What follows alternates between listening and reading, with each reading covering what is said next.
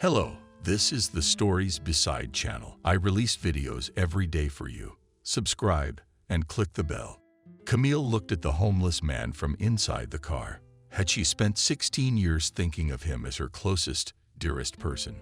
How could this have happened to her? This would never have happened if her mom, her real mom, had been alive. Evelyn looked at herself in the mirror. She thought she looked disgusting. Her tummy was already treacherously visible. Her face became a text pregnancy clearly did not color her. And they say pregnant women have some kind of special beauty. That's not her. Father entered the room with the entourage. How are you doing? I don't know. I think I'm very fat, and the dress fits like a cow. Nonsense. Daughter, you're the most beautiful. Look what I brought you. Her father held out a black box covered in velvet. Evelyn leisurely opened it. Inside lay a necklace. Dad, how beautiful is it? Are those real diamonds? She couldn't take her eyes off the jewelry. Of course, my real daughter deserves it. Let me help you put it on. The stone shone around the girl's neck. Her father put his arm around her and asked her quietly, "Are you sure you're doing the right thing?" It was not the first time he had asked her that question. "You know I don't like your choices. That Stephen of yours is a tomboy and a slacker. And you've got a kid to raise. You've got to live with him. My mother and I will help you, of course, but my daughter's husband must be wealthy and provide for his family. I'm not sure about Stephen. Dad, he's a good kid. We just need time. Stephen will do fine. He's smart.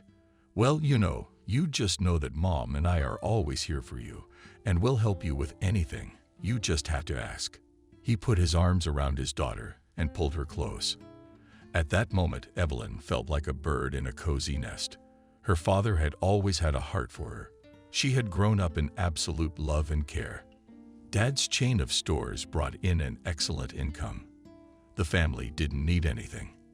Evelyn studied at the best grammar school, where together with her the basics of science learned the daughters of factory directors, businessmen, politicians. She met Stephen at a club. She and the girls had gone there after graduation. They wanted to dance. The champagne made her dizzy. A cute guy asked her to dance. "You miss me?" he asked Evelyn. "No, on the contrary, it's very nice here," she replied, laughing. "And I know places where it's much better." "And where is this place? Do you want me to show you?" There was a twinkle in the boy's eye. "I'd like that." They left the club in anticipation of the adventure. Evelyn was ready for anything crazy. The guy led her to the bike. "Let's go, shall we? Get on, and hold on tight." She sat behind him and hugged his chest. They raced through the nighttime city, past houses, parks, down an empty highway. The wind fanned their dress. Evelyn played with her hair. She wasn't scared and wanted to laugh at the top of her voice. Stephen took her hand and they ran up the stairs of some house. They ran until they were on the roof. The view of the city was incredible.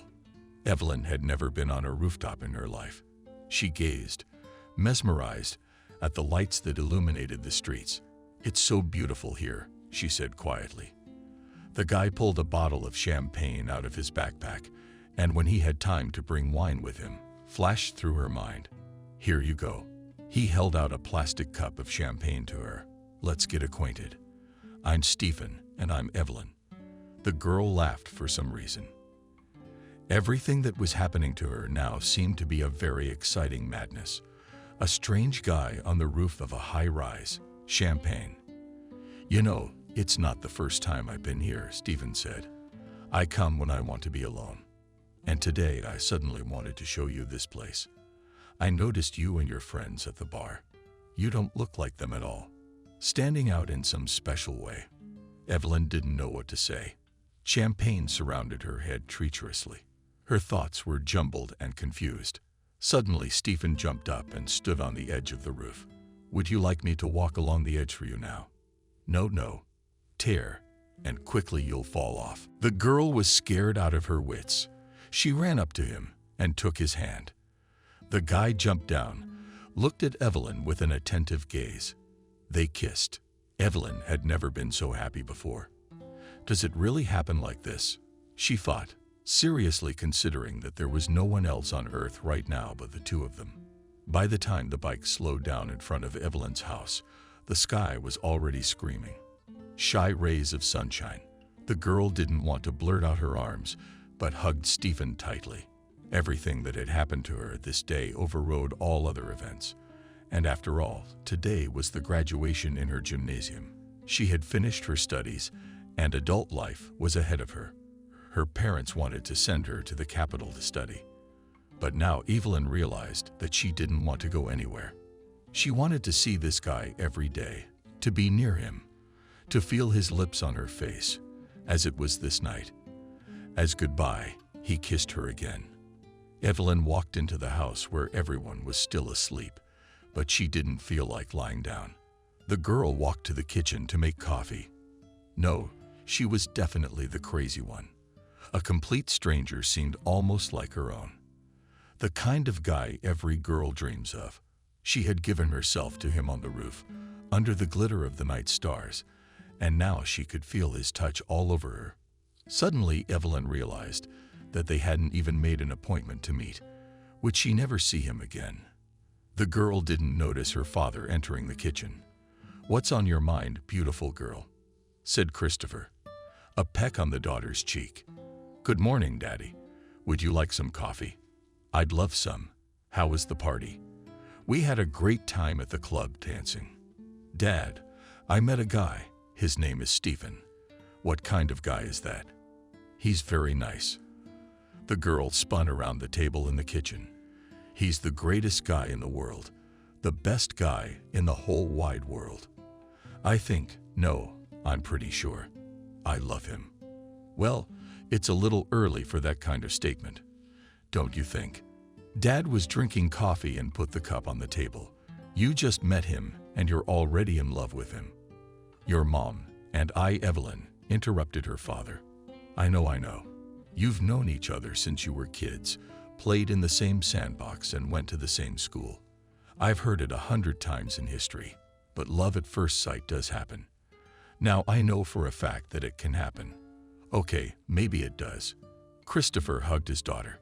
"I gotta go to work." "What are you planning on doing today?" Nothing. I'm gonna sleep in, enjoy the rest of the day." "Enjoy it. Just don't forget the entrance exams are coming up." Rest is rest, but university entrance exams aren't off the table. Evelyn went up to her room and collapsed on her bed. She wanted to sleep. As she fell asleep, she thought about the guy who had burst into her life so unexpectedly. It was quiet in the dormitory of the Industrial Technical School. Most of the students had gone home for the vacations. Stephen walked into his room that he shared with his friend Rick. All he wanted was to sleep, and let no one dare even wake him up. He had to go to work in the evening. The guy worked at a nightclub as a bartender. He'd come to town 2 years ago. His father, mother, and 3 sisters stayed in the village. Stephen was the eldest child in the family. He had a hard time. His father was always making him plow and work in the mud, and his mother was always shouting, "Stephen, look after your sisters. Stephen, bring water. Stephen, firewood." Having finished 9 grades, he knew for sure that he had to go to technical school to leave the village and live a city life. And so it turned out to be. Now he studies, lives in the city, and works to have something to live on and go out with girls. Girls in the city are not like in the village. There you could finish any girl with a bouquet of wildflowers. And these urban myths like to party hard. Take this girl he spent tonight with. It is immediately obvious that she is from a rich family, definitely not poor and lives in such a beautiful house. Their village house, compared to the good ones from the branch, is a barn on chicken legs. I wonder who her parents are. Stephen fell asleep without even undressing. Why hadn't she given him her phone number? Evelyn stared out the window and wondered how she would ever see Stephen again. What did she know about him? Not much. Just that he's the coolest guy in the world and has a bike. Now it seemed to her that if she didn't see him again, she would simply die, cease to exist. She couldn't live without him. But it's impossible to find a man you know almost nothing about in the city. Even her father, for whom she thought nothing was impossible, wouldn't be up to the task, nor would she want to involve him. The girl's mother came into the room. "She's awake. Come downstairs. I'll feed you senior year," she said. The mom set up lunch in the dining room. And it was strange, because they only ate in the dining room when they were all together. At dinner, Mom poured soup into a bowl. "Well, tell me about it." She smiled. Dad said, "Did you meet a boy?" "Yes, Mommy, I did. And he's very nice. We were on the roof with him, and the sky was so starry, just all sprinkled." "What roof?" "You could have fallen off. It's dangerous." Mommy was worried. But Evelyn laughed so hard she didn't want to lecture. "He and I also rode a bike through the city at night, and there was no one around," she continued. Looking at her happy face, Emily smiled too. "Just, I don't know if I'll ever see him again. I haven't even had a chance to find out anything about him. I don't have his cell phone number or where he lives. I don't know. Just his name. And it's the most wonderful one. Stephen. But if he likes you too, he'll find you," Mom said. "Don't worry."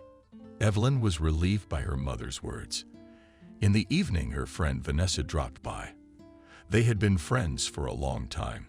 They were in the same class and shared secrets. Kelly's parents had gone to live abroad. After graduating from high school, she had to leave too. In the meantime, she lived with her grandmother.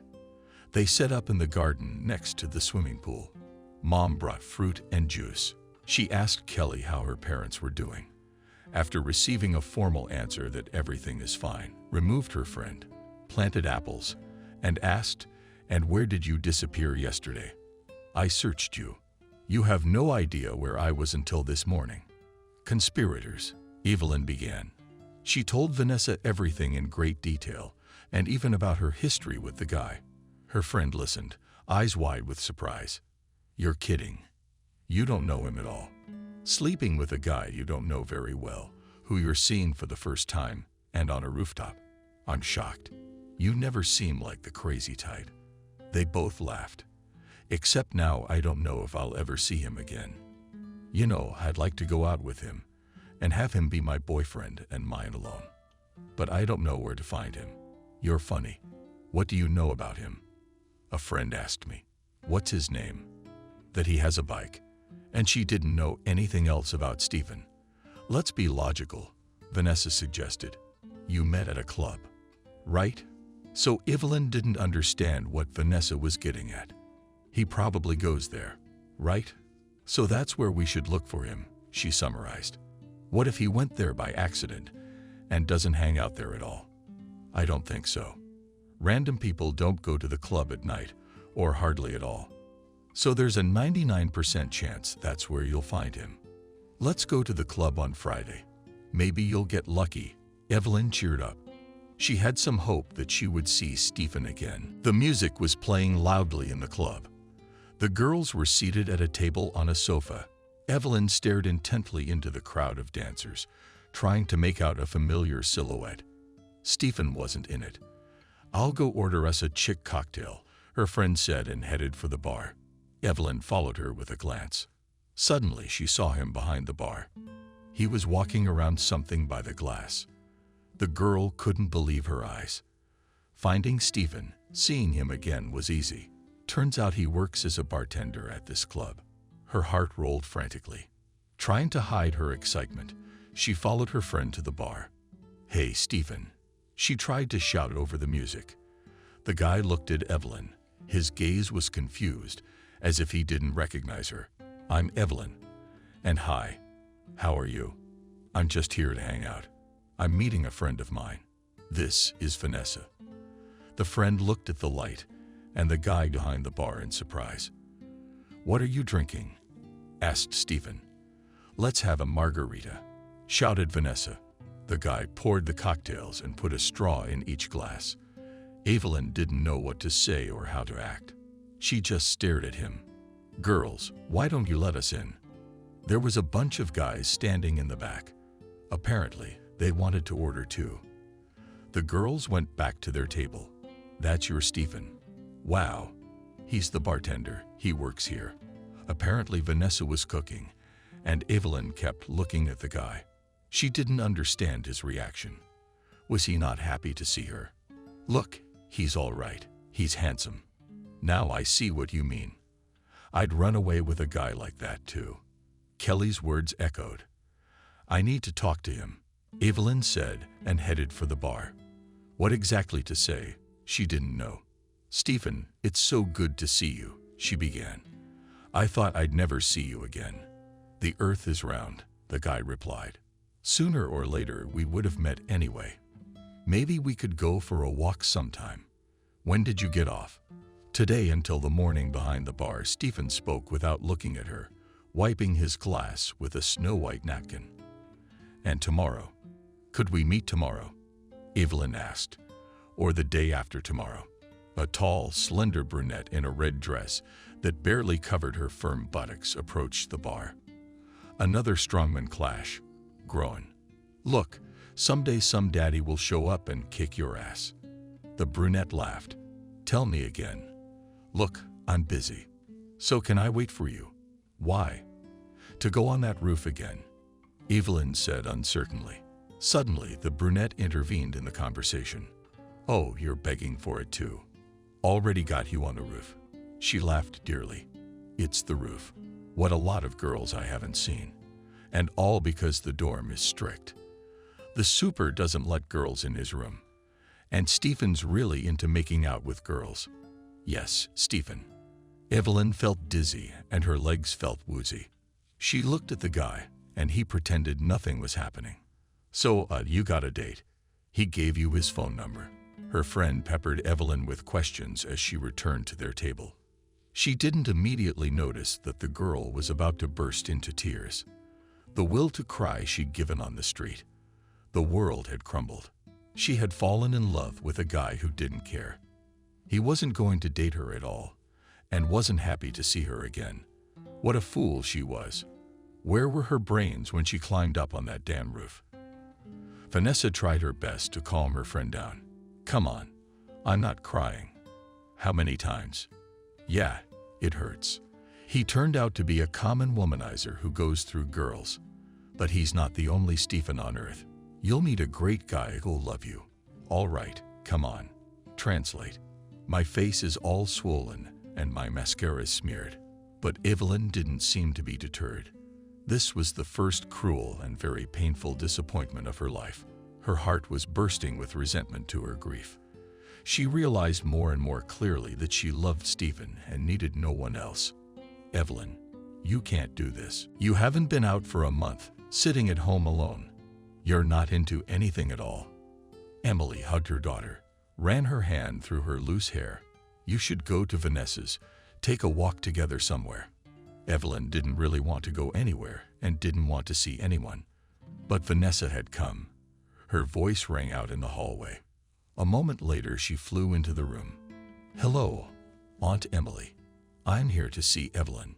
It's very good of you to come. She's sitting all alone. I'll bring you some donuts. She baked them herself this morning, and Evelyn hasn't even eaten one. Emily went into the kitchen. Vanessa managed to get her friend out for some fresh air. She was happily flying donuts, carefully brought by Emily, drinking juice. Very tasty. You should not eat it, she said. I don't want to. It makes me sick. Her friend stopped chewing and looked carefully at the branch. How long has it been? She asked, lowering her voice almost to a whisper. I don't know how long, Evelyn. A long time, I said. No, why? You're not the one who's not the one. Are you pregnant by any chance? When was your last period? Before prom. Vanessa put the donut back on the plate. Let's go, she tugged on Evelyn's arm. Where are you taking me? Get off. The girl resisted. Where to where? Let's go to the drugstore, buy a pregnancy test, and check everything at once. Evelyn stopped. Are you serious? She asked her friend. Her eyebrows went up. Of course I'm serious. You've slept with Stephen on the roof. And that can sometimes get you pregnant. She said indignantly. Couldn't Evelyn have thought of that? Delayed. Nauseous. It's been a month. It's clearer than I thought. But I'll have to check it out, just to be sure. Back from the drugstore, Evelyn locked herself in the bathroom. But what had Vanessa done in there? I couldn't wait to find out the result, but come out already. Something's stuck in there. Evelyn stared at the test. It showed a clear two-stripe pattern. She's pregnant. What do I do? How do I tell their parents? She's having a baby. All sorts of thoughts went through her head, all with a question mark and not one clear answer. She came out of the bathroom, handed the test to Vanessa. She looked at the test. "Gotcha," she said. "You have to tell your father. He loves you very much. He'll figure out what to do."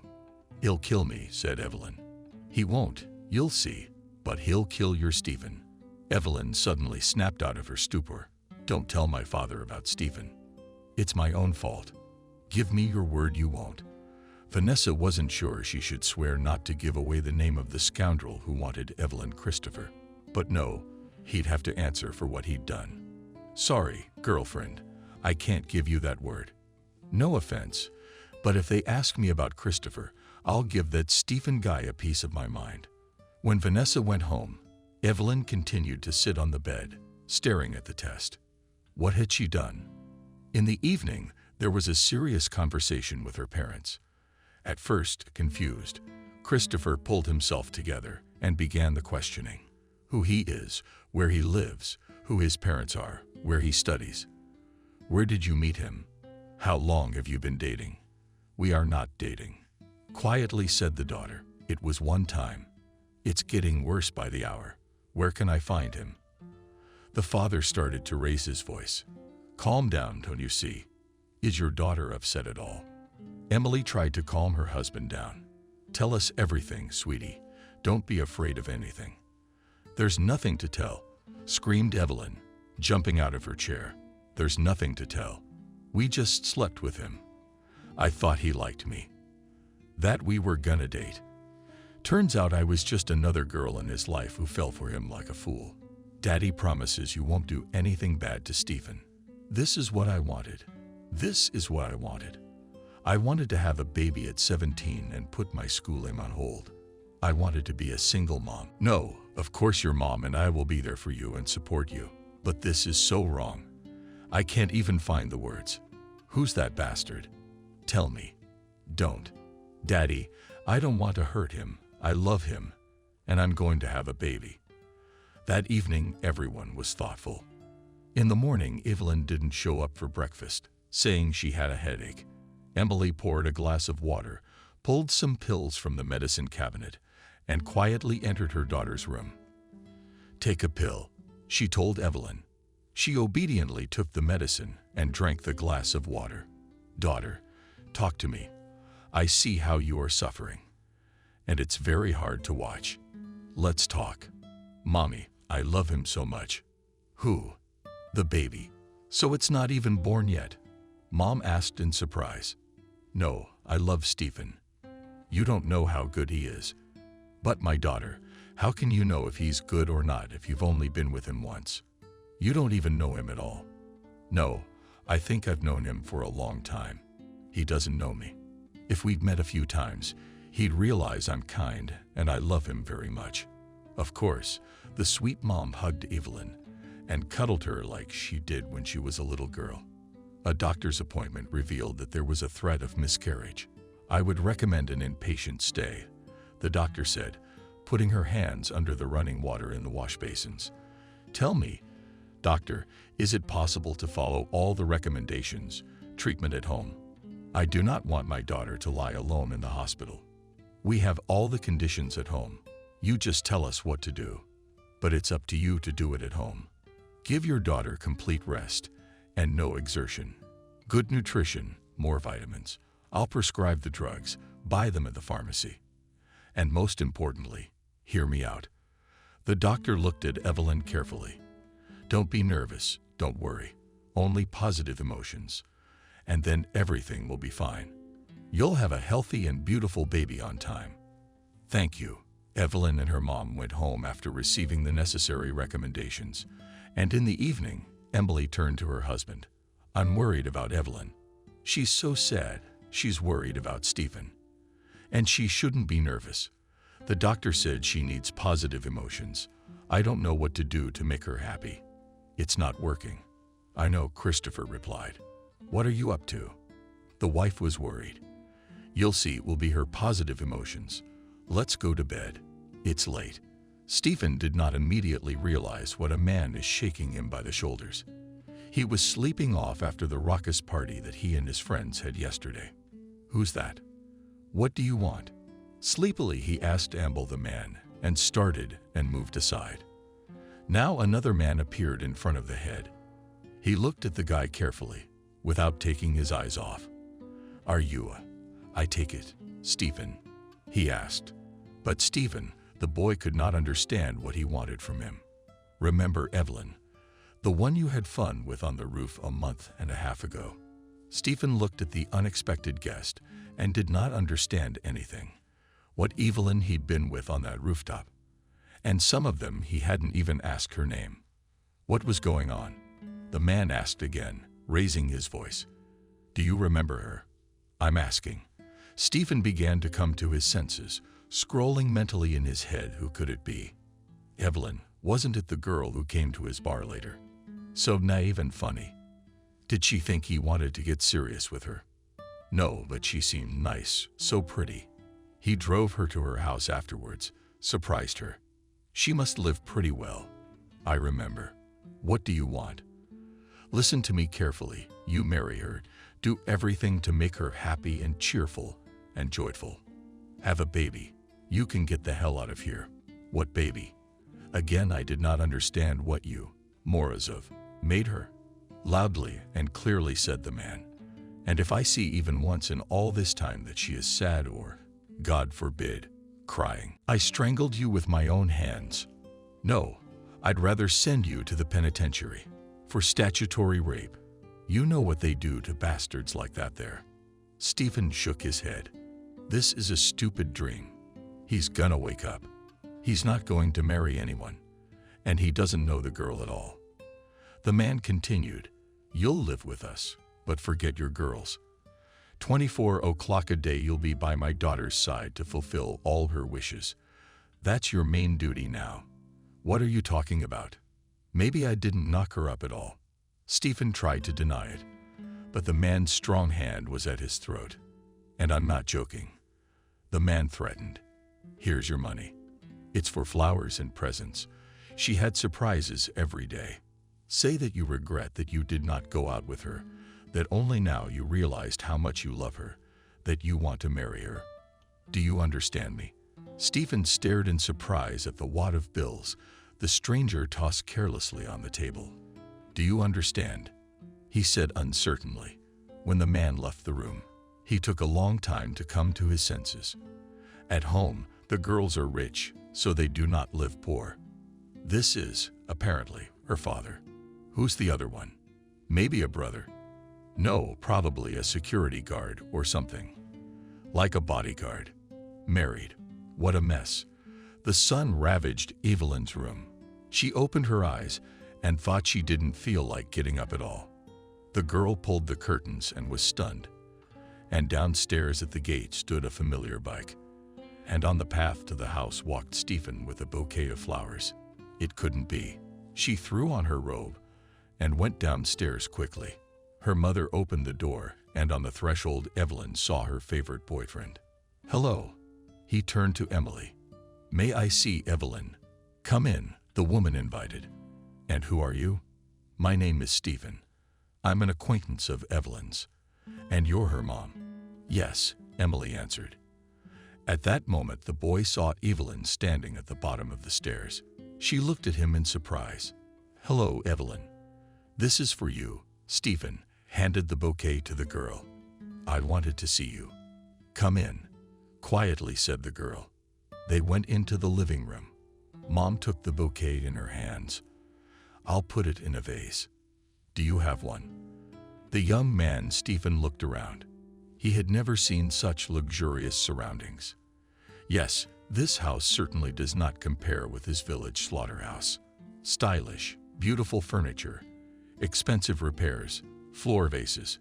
Good living, he thought. Evelyn's father appeared in the room. Not understanding, Emily called him after all. The guy came to see his daughter. It is not possible without the father. Stephen stood up abruptly from the couch. Hello. Evelyn's father pretended to see him for the first time. I'm Stephen, Evelyn's friend. The girl looked at everything that was happening with an uncomprehending look. A friend, then? Asked the father. The boy hesitated a little.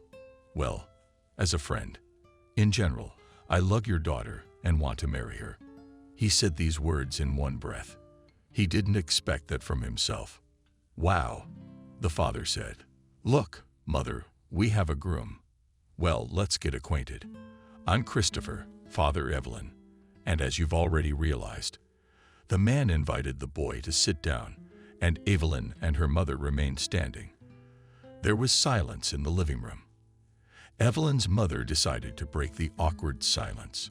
I'll go make some tea. Do you want tea or coffee? Young man. Coffee, please, answered Stephen. The woman went out. Evelyn. The guy turned to the girl. I just realized now. I've been thinking a lot. I did a really bad thing. Then at the bar, I realized you're the best girl in the world. You're the most beautiful and kind. It took me over a month to realize that. I'm sorry. I really want us to be together. Evelyn looked at him, and her eyes shone with happiness. She threw herself around Stephen's neck and hugged him, and he kissed her. Evelyn's father decided to intervene in this idyll. So, and no one wants to ask me if I'm going to let you guys date with such far-reaching plans. Evelyn ran up to her father. Daddy, honey, I love him very much, and he loves me too. You heard him. He loves me too. Now we're going to be together. We'll see, Christopher said thoughtfully, and walked away, leaving the boys alone. I thought I would never see you again, Evelyn said. I'm sorry. I was such a fool, answered Stephen. I don't take offense. No, at first I was angry and mad at you, but then I realized that I can't hold grudges for long. And also, Stephen, we are going to have a baby. Stephen made a surprised face. It's true. A smile and a faint semblance of joy lingered on his face. Yes, it's going to be our baby, you and I. Ours, you know. Our continuation of love. Evelyn could not believe that her beloved had come to her, confessed his love, and even wanted to marry. She had forbidden herself to even think about it before. And now they will always be together. And soon they will have a baby boy. Emily set the table in the garden, put a beautiful tea set, inviting the guests to the table. Looking into the living room, she called out to her daughter. When everyone was assembled, Christopher began the conversation. So, young people, we don't have much time. Or rather, you have a little. Soon you'll be able to see your belly from the branch. So since we are all gathered here, let's discuss your future. He paused from his cup of flavored coffee. Will you live? We're not even discussing that. We'll play the wedding year. We'll order an off-site registration banquet menu, and the guest list we'll take care of with Mom. Evelyn, order food and appetizers from the best restaurant and service to be top-notch. Find some musicians, and I'll arrange for the registration. It didn't take long. The wedding would be in a month. Evelyn was glowing with happiness. Looking at her, Christopher thought that he would do anything for his daughter, as long as she smiled. He decided not to say anything to his wife. It would be better that way. On the day of Evelyn and Stephen's wedding, the house was abuzz with activity from the very morning. The decorator arrived, waiters, musicians, and people Evelyn didn't know were scurrying about. It seemed that the house had become a big anthill where everyone had something to do. Everyone knew their tasks and carried them out. Vanessa, in a beautiful violet-colored dress, was arranging Evelyn's hair on her head, distributing the curls. The tiara will look very beautiful, she said. And jewelry in place. Let's get the dress on. I'll close the door so Stephen doesn't come in. It's bad luck to see the bride before the wedding. I don't believe in omens. I believe Stephen, and he says we'll be fine and live happily ever after. Vanessa corrected the dress on her friend, straightened the hem, and started to take the corset. Yes, friend, have you started to get better yet? We bought the dress 2 weeks ago, and it's already tight. I didn't tighten it too much. It's fine. It's fine. She stood at the window and watched Stephen in a beautiful costume of a passing moose through the garden between the sculptures of angels. He must be worried, the bride thought. Mom came into the room. Well, girls, how are you ready here? She scrutinized her daughter. Evelyn looked marvelous. We are ready, but we are hungry, Vanessa complained. Go to the kitchen, you'll find something there, Emily suggested. And you, my daughter, are not hungry. Can I bring you something to eat? Evelyn refused. She didn't want anything. She couldn't wait to have a wedding ring on her finger. And she and Stephen were pronounced husband and wife. Soon, the guests began to arrive. Christopher and Emily met them in the courtyard. Among the guests were her father's partners, well-known businessmen in the city, deputies, and some people from the tax authorities, internal affairs, and many other people unknown to Evelyn. Finally, her father came up to the room. Daughter, we have to go out. Now the registration will begin. Solemn music was playing in the garden. Evelyn walked with her father to the presidium, where Stephen was already waiting for her. The bride was holding a small bouquet of tea roses. She smiled at the groom. The father passed his daughter's hand to the boyfriend, stepped back, and sat down next to Emily. The registration of Evelyn and Stephen's marriage began. They said the words of the vows they had learned beforehand. They exchanged rings and kissed. The guests clapped their hands, waiters ran in, handed out glasses of champagne and light appetizers. The newlyweds stayed among the invited guests for a while, and then secluded themselves in the garden. Stephen got a bottle of whiskey from somewhere. Evelyn seemed to be getting drunker and drunker. Maybe you shouldn't drink so much. The girl tried to take the bottle away from him. It's okay. I can drink at my own wedding. Of course you can, but why get so drunk? Evelyn's father, who was passing by, overheard the conversation. Daughter, may I steal your husband for a moment? Of course, Daddy. He took Stephen by the elbow and pushed him in the direction of the house. Listen, you asshole. What are you supposed to be doing? You're supposed to be entertaining Evelyn, not pouring alcohol into yourself. Christopher gripped Stephen's elbow tightly. Have you forgotten? Tell us. I haven't forgotten anything. The guy tried to justify himself behind his flying tongue.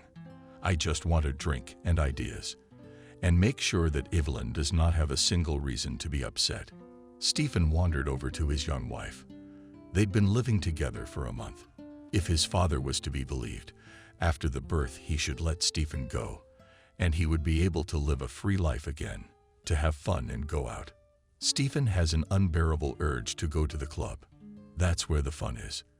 And here it's not a wedding, but a gathering of some down-and-out bigwigs. But the rich man didn't spare any money for his daughter's wedding. He didn't want to fall in the mud in front of his partners. If they saw Stephen's relatives now, they'd all go crazy with luxury.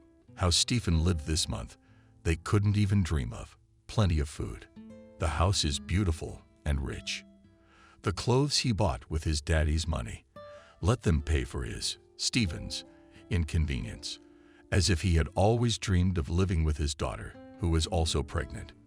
When the entourage asked Stephen which of the guests would be coming from his side, the boy was confused at first, but the father immediately found something to say. Let's not invite them. It's a long drive. Parents are not old people. Why burden them? I'll send them presents, and then we'll invite them to visit. My daughter didn't argue. After all, she doesn't even know these people. Now she was only thinking about the fact that Stephen would soon marry her, and then their baby would be born. The subject of the groom's parents never came up again in the house. Stephen padded out to his and Evelyn's bedroom and collapsed on the bed. He slept until morning without taking off his suit and shoes. Stephen awoke to the aroma of coffee. Evelyn entered the room carrying a tray with 2 coffee cups on it. Wake up, I made us some coffee, she said, smiling. The boy's head was buzzing like an alarmed hive of wild bees. He struggled to get out of bed and took the cup his young wife held out to him. "Thank you. You'd better give me a pill for my head. I've already taken care of you. There's a pill and a glass of water on the nightstand. I didn't realize you could get so drunk. I didn't realize what I was doing. I'm sorry, I must have been overexcited. Whether you just said it or just Stephen, I have to go to the women's health clinic today," Evelyn said. "You're coming with me." As it turned out, Stephen had to not only give flowers and gifts to his wife, but also go with her to doctor's appointments. His father had explained that to him too. "Of course I'll go," he said. "I'll just take a shower and then we'll go."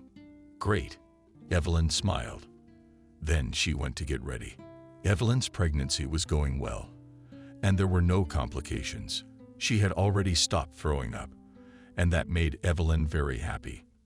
After the doctor, she wanted to go to the baby supply store. "I really want to start buying everything for the baby," she told her husband. "Too bad, it's considered bad luck."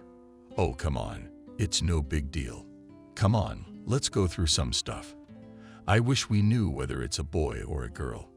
Which one do you want more?" Evelyn stopped and looked into Stephen's eyes. "I don't care," he said, but he corrected himself. "I mean, I care. I'd be happy with a son or a daughter, but a son is better." "Why is that?" "Well, fathers have a better relationship with their sons. They can go fishing together, and you can teach your son how to ride a bike." Stephen laughed for some reason. "That's a stereotype. My dad and I have a great relationship, and he taught me how to ride a bike. I never went fishing with him, though." They came home with bags full of stuff for the baby. "Mommy, look what we bought," shouted Evelyn from the doorstep. Stephen threw the bags on the sofa in the living room and collapsed with his legs stretched out. Emily and Sveta began to sort through the purchases. What overshoes? They are only interested in clothes, the boy thought. Soon his studies at his technical school would begin, and he would be able to leave this house for a while and not see his wife. How much he was fed up with her instructions. "Sweet, sweet kitty, bunny. I'm sick to death of it." The labor began in the night. Evelyn suddenly screamed, and Stephen woke up. "What? What happened?" he mumbled. It seemed to have begun. The girl cried out in pain. "Hurry up and call Mom and Dad." Father and Mother ran into the room. "Hush, daughter. It's all right," Emily said. "Father, why are you standing there? Let's get the car out of the garage." Christopher ran down the stairs. "Mom, why does it hurt so much?" "It's normal, honey. It'll be over soon, and everything will be fine," Emily reassured her daughter. "Come on, get up slowly and let's go downstairs. We're going to the hospital." "Stephen, take a bag of things for the hospital from the closet." The confused Stephen rushed to the closet, grabbed the bag, and followed his wife and mother-in-law.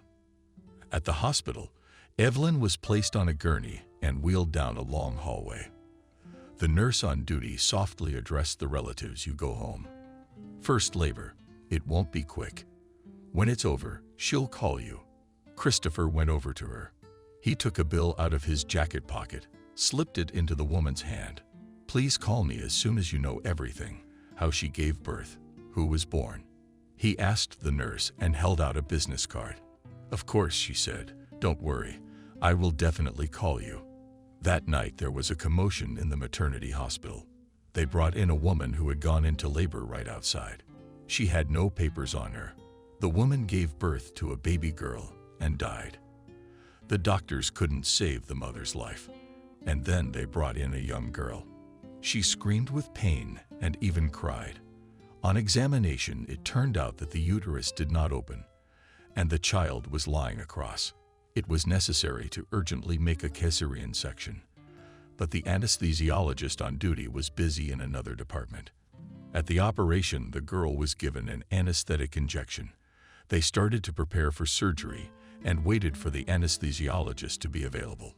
Because of complications with the surgery in the other department, he was delayed so much, time was lost. Evelyn's daughter was stillborn. In the emergency room, the nurse on duty sat and thought. She did not dare to call the girl's father and tell him that the baby had died. But she had to do it because she had promised him and he had paid her well. She dialed the number on the card. "Hello, Christopher. It's the nurse from the delivery room. Where are you going?" Emily asked her husband, who was suddenly going somewhere. "I have an urgent business to attend to," he answered, hiding his eyes. "What urgent business? Our daughter is giving birth." The woman was indignant. "By the way, did you call from the hospital?" "No, they didn't. I'll be right back." Christopher closed the door behind him, not understanding anything. Emily watched out the window as he drove out of the gate and sped away. Evelyn's father waited for the doctor in the emergency room. Finally, he was invited in and told where the office of the head of the maternity ward was. "Hello. How did this happen? Why didn't you save the baby?" he asked a woman with glasses who was sitting behind a desk in the office. "Sit down, please," she said calmly. "It's a force majeure. Your daughter had a transverse fetal movement. The uterus wouldn't open. We had to operate. Unfortunately, the baby didn't survive. Her heart couldn't take it. I'm so sorry." Christopher lowered his head. He wondered what would happen to his daughter when she found out about the trouble. Stephen would be gone too. The man had prepared for that. He realized that the girl would be upset, but her child would be there, and caring for him should help her recover from her husband's departure. But what about now? More than anything else in his life, he wanted his daughter to be happy. The door to the study opened quietly. "Anna Igorovna, sign the documents for," quietly asked a young nurse. "Come back later," the woman replied. The meaning of the words suddenly came to Christopher. Not bodies, but bodies. "What's wrong with my daughter?" he shrieked, jumping out of his chair. "Is she dead?" The doctor quickly got up and waved his hands. "Calm down. She's fine. She is now in the intensive care unit. Will soon come to her senses." Anna Igorovna handed him a glass of water. "Here, drink. Calm down. It's another woman in labor died." A woman was picked up from the street by kind people and brought right to the bus stop. "She went into labor. What was she sick for?" asked the man from the water. "No, not sick, just weak. Now we will never know what happened to her, how her life punished her. But I feel sorry for the girl. 3 kicks, 9 points. Dad, what little girl?" Evelyn's father asked. "Like the girl her daughter gave birth to and died. Couldn't save her." Christopher grabbed the superintendent's hands, began to shake, begging, "Please give this girl to us, as if she were my daughter. We'll raise her. She won't need anything." "What are you talking about?" The doctor tried to wrestle her palms from his hands. "It's illegal. I'll pay. How much do you want?" "Any amount. Just register the baby as ours. I'm begging you. If you don't, my daughter will go crazy." The doctor sat down on the chair. "She's thinking. She hadn't signed the body papers yet. In principle, it could be done in a way that wouldn't hurt a mosquito. But what about the staff? Everyone on shift that night saw the man's daughter's baby die. The midwife, the anesthesiologist, the nurse.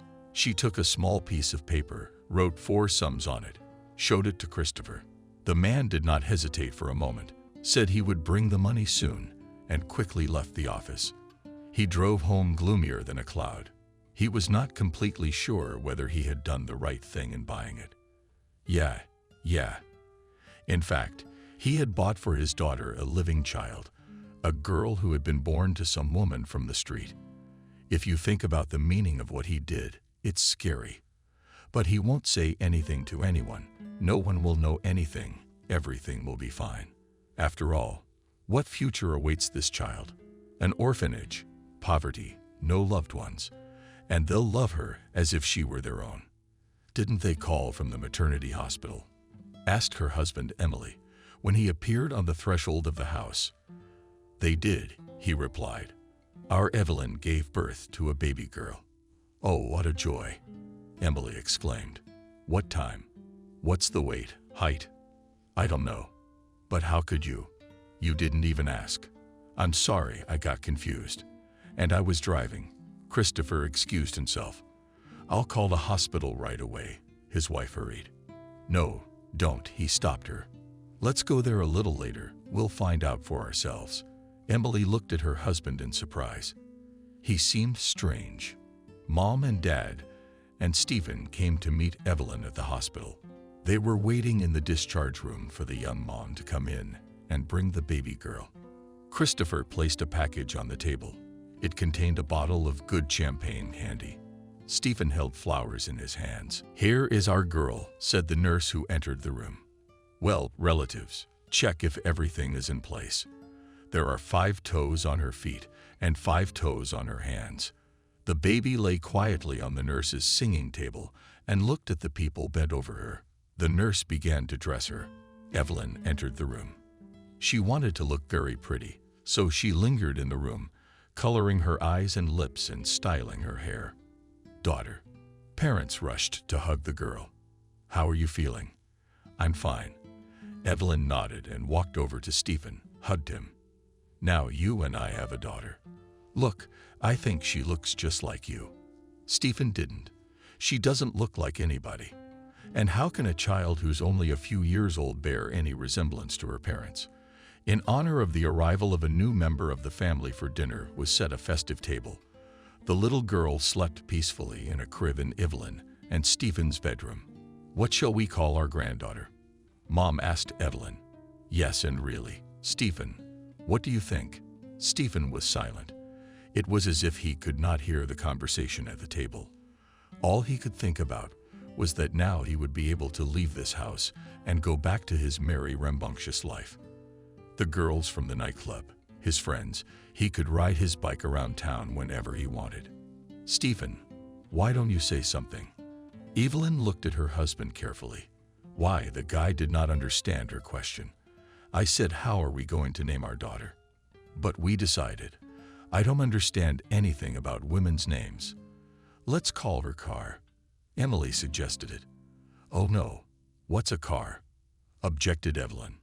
It's not a fashionable name at all. I want to call her Camille. How does that sound? It's a good name, Christopher agreed. After dinner, Evelyn's father retired to the study. After waiting for a while, Stephen knocked on the door. I want to talk to you. Come out. I've fulfilled your condition, now I can be free. Evelyn had the baby, everything was fine. And all these months she's been happy, just like you wanted. Christopher went to the window. Stephen spoke about something that had been bothering him for a long time. The daughter has to breastfeed the baby. What if she loses her milk? What if she becomes depressed like when Stephen didn't want to go out with her? Thoughts of what to do after the birth when Stephen wanted to leave worried Christopher. But he kept chasing them away. I have a proposition for you. You'll stay with us and live with my daughter for another year. But no way. He's got his eyes out for his father-in-law. Look, I'll pay you well. You can even buy yourself a small apartment. Think about it. It's not like you're ever going to buy your own place in the city working in a bar. Stephen thought about it for a while, then made up his mind.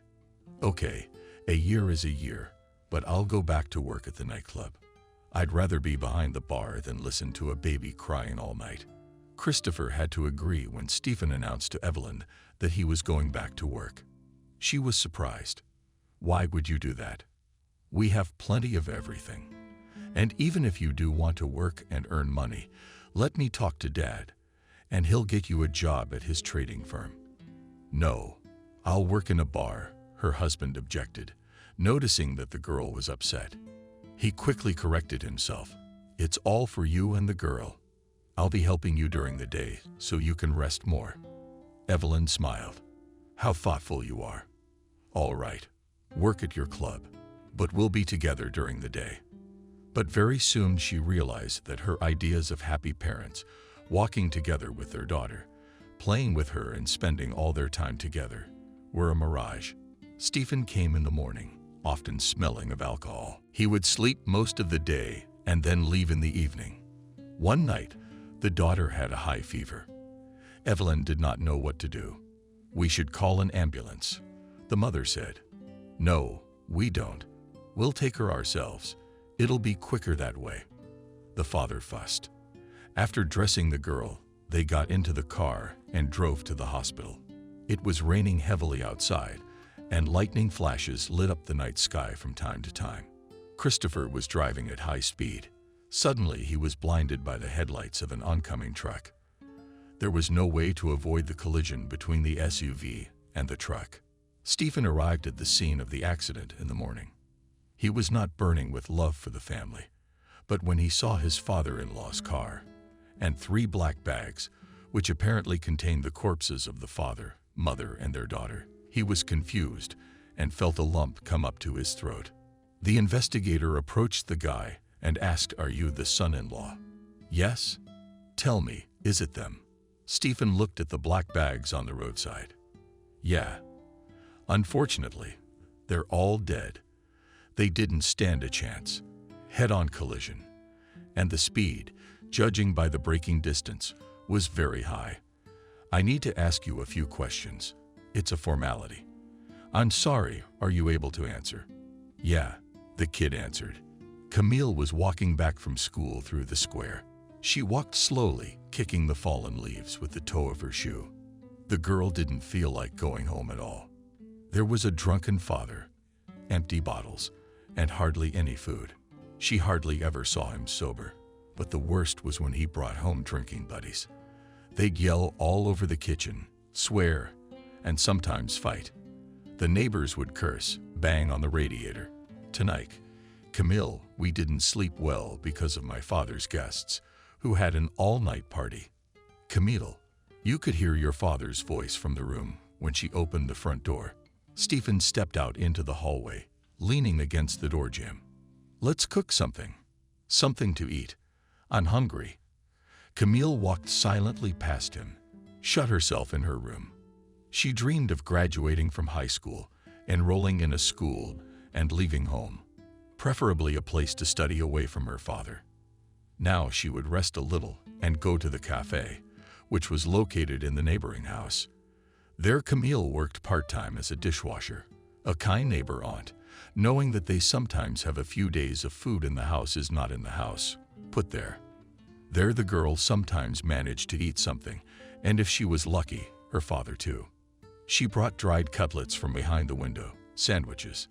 Camille didn't have a mom, or rather, the girl didn't know her. Her father said she died in a car accident with her parents. If her mom had been with her, if she had raised her instead of her father, things would have been different. How often did Camille think that? 16 years ago, Stephen's life changed abruptly. That day is questioned and investigator, after the accident that killed his father-in-law, mother-in-law, and Evelyn. The guy didn't immediately remember that his daughter's little girl was also supposed to be in the car. She was taken away in an ambulance. The investigator replied to his question about the baby. "So she is alive?" Stephen asked uncertainly. "Yes. Surprisingly, the baby survived. I think thanks to the fact that she was strapped in a baby car cradle. She's in the hospital now, but you can go there and pick up your daughter if the doctors allow it." "Pick her up where?" "Why? What will he do with her?" Stephen returned to the house where he had said goodbye to his unloved wife the night before and left for his shift at the nightclub. He couldn't have imagined then that the house would be completely empty in the morning. Yes, he didn't love Evelyn, but in the year he'd lived with her, the girl had become something close to him. What about the baby? Probably the daughter will be given to an orphanage. Stephen poured whiskey into a glass. The silence was broken by the trill of the telephone. The guy picked up the phone. "I'm listening." "Hello." A woman's voice on the other end of the line. "Hello, it's the hospital. Who am I talking to?" "I'm here about the girl who was brought to us today from the accident site." Her father Stephen said these words and was surprised at how clearly they sounded. "We examined the girl. She was not injured in the accident, but the child has bilateral pneumonia, so you can't take her home yet. We'll treat her, and then we'll take her home." "Yes. Can you bring the baby's things, feeding bottle and diapers?" "Yes, I will." "When are we waiting?" "Have a good day." The phone rang. Stephen drank from a glass and went to pack the girl's things to take to the hospital. On the shelves, Everything was folded in perfect order: jackets, t-shirts, suits, onesies. Not paying attention to what things he was putting in his bag, he gathered everything on the shelf. He'd take it back tomorrow morning. He couldn't bear to get drunk, but he didn't want to drink alone. Stephen dialed the number of Wendy, with whom he had been partying all night at the club. "Lisa, come and see me. I'm so thirsty, but there's no one to talk to."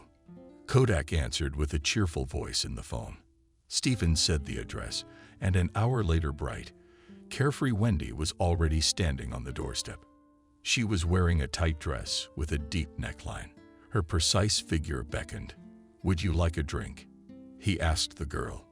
"But pour." He plumped down on a soft armchair and put his leg over the leg. "Tell me, what happened to your wife? Did you have a fight with your wife, or your father-in-law offends you?" "They are no more," Stephen said, holding out a glass to his friend. "What do you mean gone? Did you kill them and bury them? You've got to be kidding me." She laughed, finding her joke very successful. "They were in an accident tonight. All three of them died." The girl stopped laughing. "How awful," she said quietly. Stephen understood that he had to attend to the funeral, but he understood nothing at all about the process, and there was no one else to bury his wife and her parents. "And you call the secretary Evelyn, the father?" "Usually rich people have secretaries or personal assistants to take care of everything," Wendy suggested. "Right. Why didn't he think of that?" Christopher's secretary already knew what had happened. "I called and informed John Ward, Christopher's right-hand man." She suddenly went quiet. She didn't say much. Ex-arm, it turns out. He promised to arrange the funeral. Stephen breathed a sigh of relief, filled his glass with whiskey again, and poured Wendy a refill. "Listen, so you're going to live here now?" she asked admiringly. "It's a nice place. A house like this, like a palace, like a palace, like a palace." "I don't know," Stephen answered indifferently. "What do you mean you don't know? Where are you bringing your daughter? To the dormitory of your technical school, or what? And she is the heiress of all this, and it is rightfully her home. And you're her father, so you should live here." Stephen never thought of that. It's true. Camille is heir to everything that belongs to the family, but he's also the heir to his wife, Evelyn. So, what, he's going to enjoy his father-in-law's fortune legally, and not have to live in a dorm with cockroaches. Stephen's already imagining trading in his bike for a cool car, marrying a cool girl, even Wendy. What about her? Skater. She's fun. You can sit in a club with her, you can sit in bed with her. She's a total class act. And the kid can get a babysitter. Stephen's imagination painted a rosy picture of the future. "Wendy, will you marry me?" The girl laughed, plumped on his lap, and wrapped her arms around his neck. "Why not?"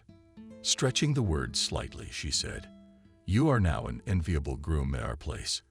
After the funeral, Ward's late father-in-law's right-hand man took the boy aside. "We need to talk about the inheritance, the business, and a few things. Is it convenient for you to come to the office, or should I come to you with the documents myself?" "I'll come," Stephen said. Stephen had never been to Evelyn's father's farm. The secretary ushered him into the office, which was furnished with expensive furniture. So this is where Christopher ran his business from. This is where he made his money. A couple minutes later, Ward entered the office. He was holding a red folder. "Well, once again, my condolences on the death of the family." He spoke in a calm voice. "But formalities in business cannot be delayed." Ward opened the folder and looked up at Stephen. "Do you have any questions?" "No." "Then I'll get started." Christopher left some orders that pertain to his estate. I guess he didn't intend to die, but he made the basics official. All real estate and assets of Herm's trading company passed to his wife and daughter in the event of Christopher's death. But in our case, there are none. Then legally the sole heir is Camille, your daughter. And I wondered, boy, can I inherit my wife's share? The wife Christopher and his daughter Evelyn had no further allocation. In fact, they owned nothing. So you have nothing to inherit. But since you are the father of the only and minor heiress, which cannot enter into the rights of inheritance due to age, until her majority can dispose of the property, that is, the house of the car as well as the profits of the company. Do you understand? Stephen seemed very clear. He will live in the house. His father-in-law's car will also go to him. He would get the money from the firm's account. He was fine with that. Who will manage my late father-in-law's affairs? He asked him. The firm belonged to Christopher, it was true. But the authorized capital was divided between him and me and another co-founder. So now the affairs of the firm will be managed by me and him. If you don't trust us, you can have us audited. No, I trust you completely. Stephen didn't understand anything about his late father-in-law's business and didn't want to burden himself with unnecessary worries. He was content to spend the profits as he saw fit. I don't pretend to run it. I understand. Let me digress and lead you now. Business. The man rose and left. Stephen followed him. On the way, he dialed Wendy's cell phone. Come, you know the address. Anything to celebrate. Soon a cab stopped in front of the house and Wendy jumped out of it. High heels on the path, she hurried towards the house. What, is there any good news? She asked Stephen. Well, whether it's good or not, I don't know yet. In general, listen, all the profits from the firm of my late father-in-law, my ears are now at my disposal. And a car at home. Wow, that's really good news. But I guess there's bad news. I'm supposed to be the baby's father. Well, you are the father. So the girl didn't get it. I'm supposed to be a real father, raise her, live with her, all that stuff. I don't know, daycare, school, rides. What else do kids need? Well, your little girl's just a baby. All she needs is a meal, a diaper change, a walk with the stroller. Wendy didn't have any parenting experience either. It was not difficult for them to hire a nanny for the girl. On the appointed day, she came to the house. Wendy showed the woman the girl's room, the kitchen, and the living room. It was decided that she would live with them. She was a foreigner. It was even better, for the nanny would be near the child all the time, and she and Stephen could go about their business and enjoy life. When Camille recovered, Wendy and Stephen went to pick her up from the hospital. The new parents paid almost no attention to the girl at all. She was with the nanny all the time. In the evening, they would leave to go clubbing.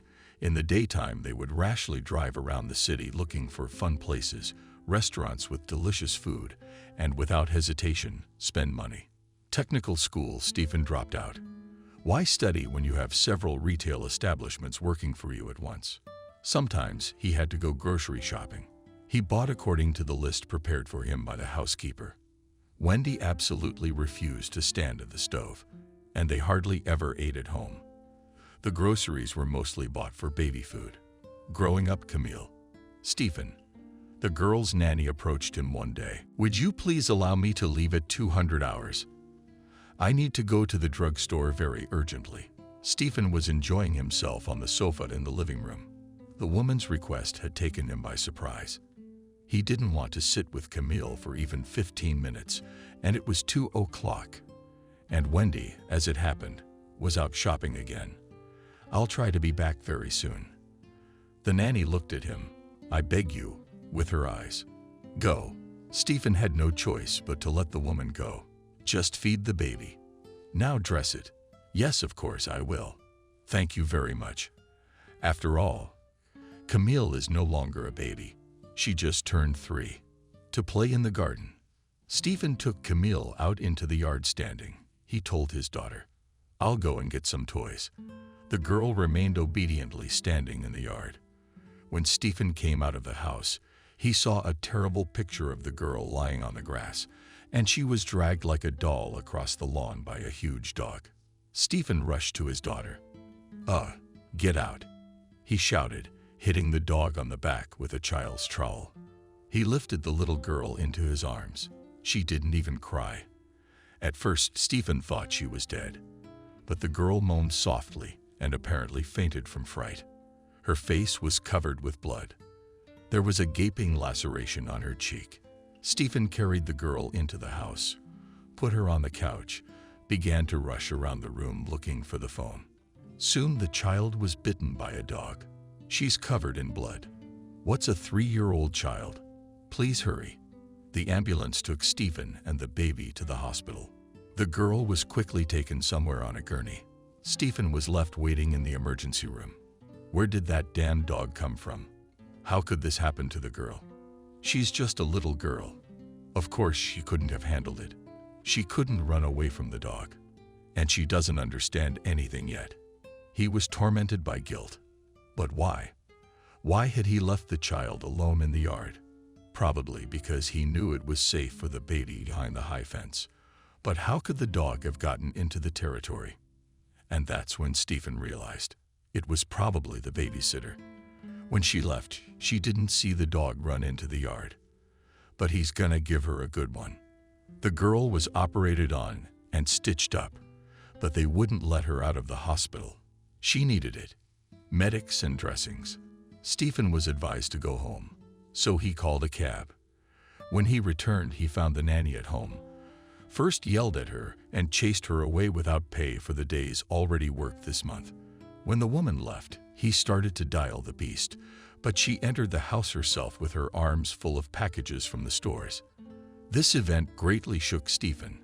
Practically before his eyes in his own home, a stranger's dog had nearly chewed his daughter to death. Stephen, it's going to be all right. The doctors will take care of it. Don't worry about it. Wendy, don't you understand? She's my daughter. She's small, thin, defenseless. I can't imagine what it must have felt like to be dragged across the lawn by a monster like that. 2 weeks later, the girl was released from the hospital. She had a huge scar on her cheek. It made the little girl's face look a little twisted. Stephen looked at his main daughter with horror. Suddenly, he had a strong desire to hug her, to hold her close to him. He stroked her hair, saying everything will be all right. A new nanny had been found for Camille. Stephen hadn't been to a nightclub for a month, which Wendy didn't like. That we're always at home. I'm sick of it. Let's go out. The end. Look, if you want to go, you can go. Okay. I want to be home. Let's go. She sat on his lap, kissed him. Stephen thought it might be a good idea to go. Who'd be the worse for wear? In a month, there had been changes at the Warden. One of the interior rooms was renovated and turned into a casino. That's cool. I've only seen casinos like that in movies. Stephen looked around in admiration. I told you, let's go to the club. And you refused. Let's try our luck. Stephen's eyes glistened in anticipation of gambling and winning. He did get lucky at first. A mountain of chips was already lying in front of him, and a satisfied Wendy was laughing merrily, willy-nilly. One by one, the glasses of champagne came down. The excitement took Stephen completely. I bet everything loudly, he said. Strangers standing around the table supported him approvingly. But this time, luck apparently did not leave the room for long.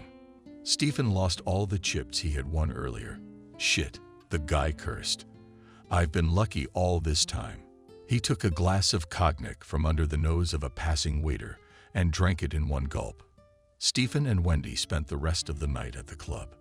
At home, they found themselves at dawn drunk and rattled off to sleep. Stephen started frequenting the casino. The game was so addictive that he couldn't deny himself the pleasure of going to play. One morning, he was awakened by the loud trill of the telephone. Fumbling for the receiver on the bed, he struggled to answer. Who is it? Stephen, hello, it's Ward. I've got something to talk to you about. You can come to the office. What's up? Why? Stephen didn't understand. Just come by. I'll be expecting you today. After a shower, a cup of coffee, Stephen drove to the firm's office. Ward was sitting in the office. The secretary invited the guy in, and he entered. Have a seat, Libkin invited. He wrote something on a piece of paper, finished it, put it aside. Checking the accounts showed that you spend huge sums of money and spend it not on the upbringing of a girl legitimate heir to her father's fortune, and lose in the casino. This is unacceptable. It's none of your business, snapped Stephen. You're wrong. It is my business. I could support the girl myself, or I could give you a limited amount of money and invest the profits in the development of the business. By the time Camille came of age, I could provide her with a steady income for the rest of her life. I don't understand what you want me to do. I want you to stop living a bad life. Get a job and raise your daughter properly. Otherwise, I will be forced to deal with this matter drastically. Fuck you. Stephen stood up abruptly and headed for the door. The young man said to Ward after him, I advise you to take my words seriously. Stephen walked out without looking back, slamming the door loudly. Freak, he said softly in the waiting room. A month later, Stephen had no money to pay for a babysitting pen.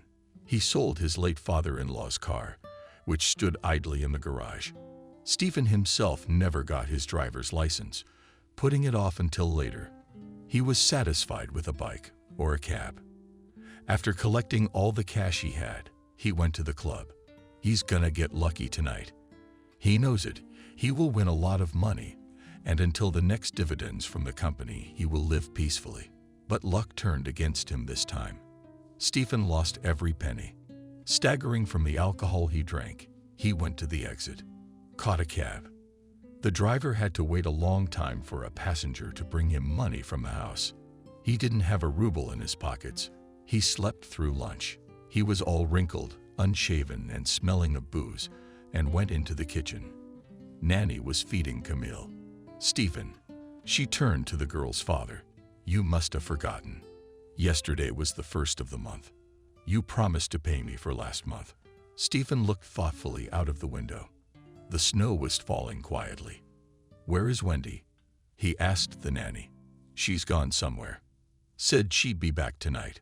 So I'll decide about the money today, Stephen said, and left the kitchen. That afternoon he shook out the box of things, threw all the stuff in the pantry. There was his mother-in-law's jewelry from the branch to the wedding ring and the gemstone tiara his father had given his daughter for her wedding. Where did they go?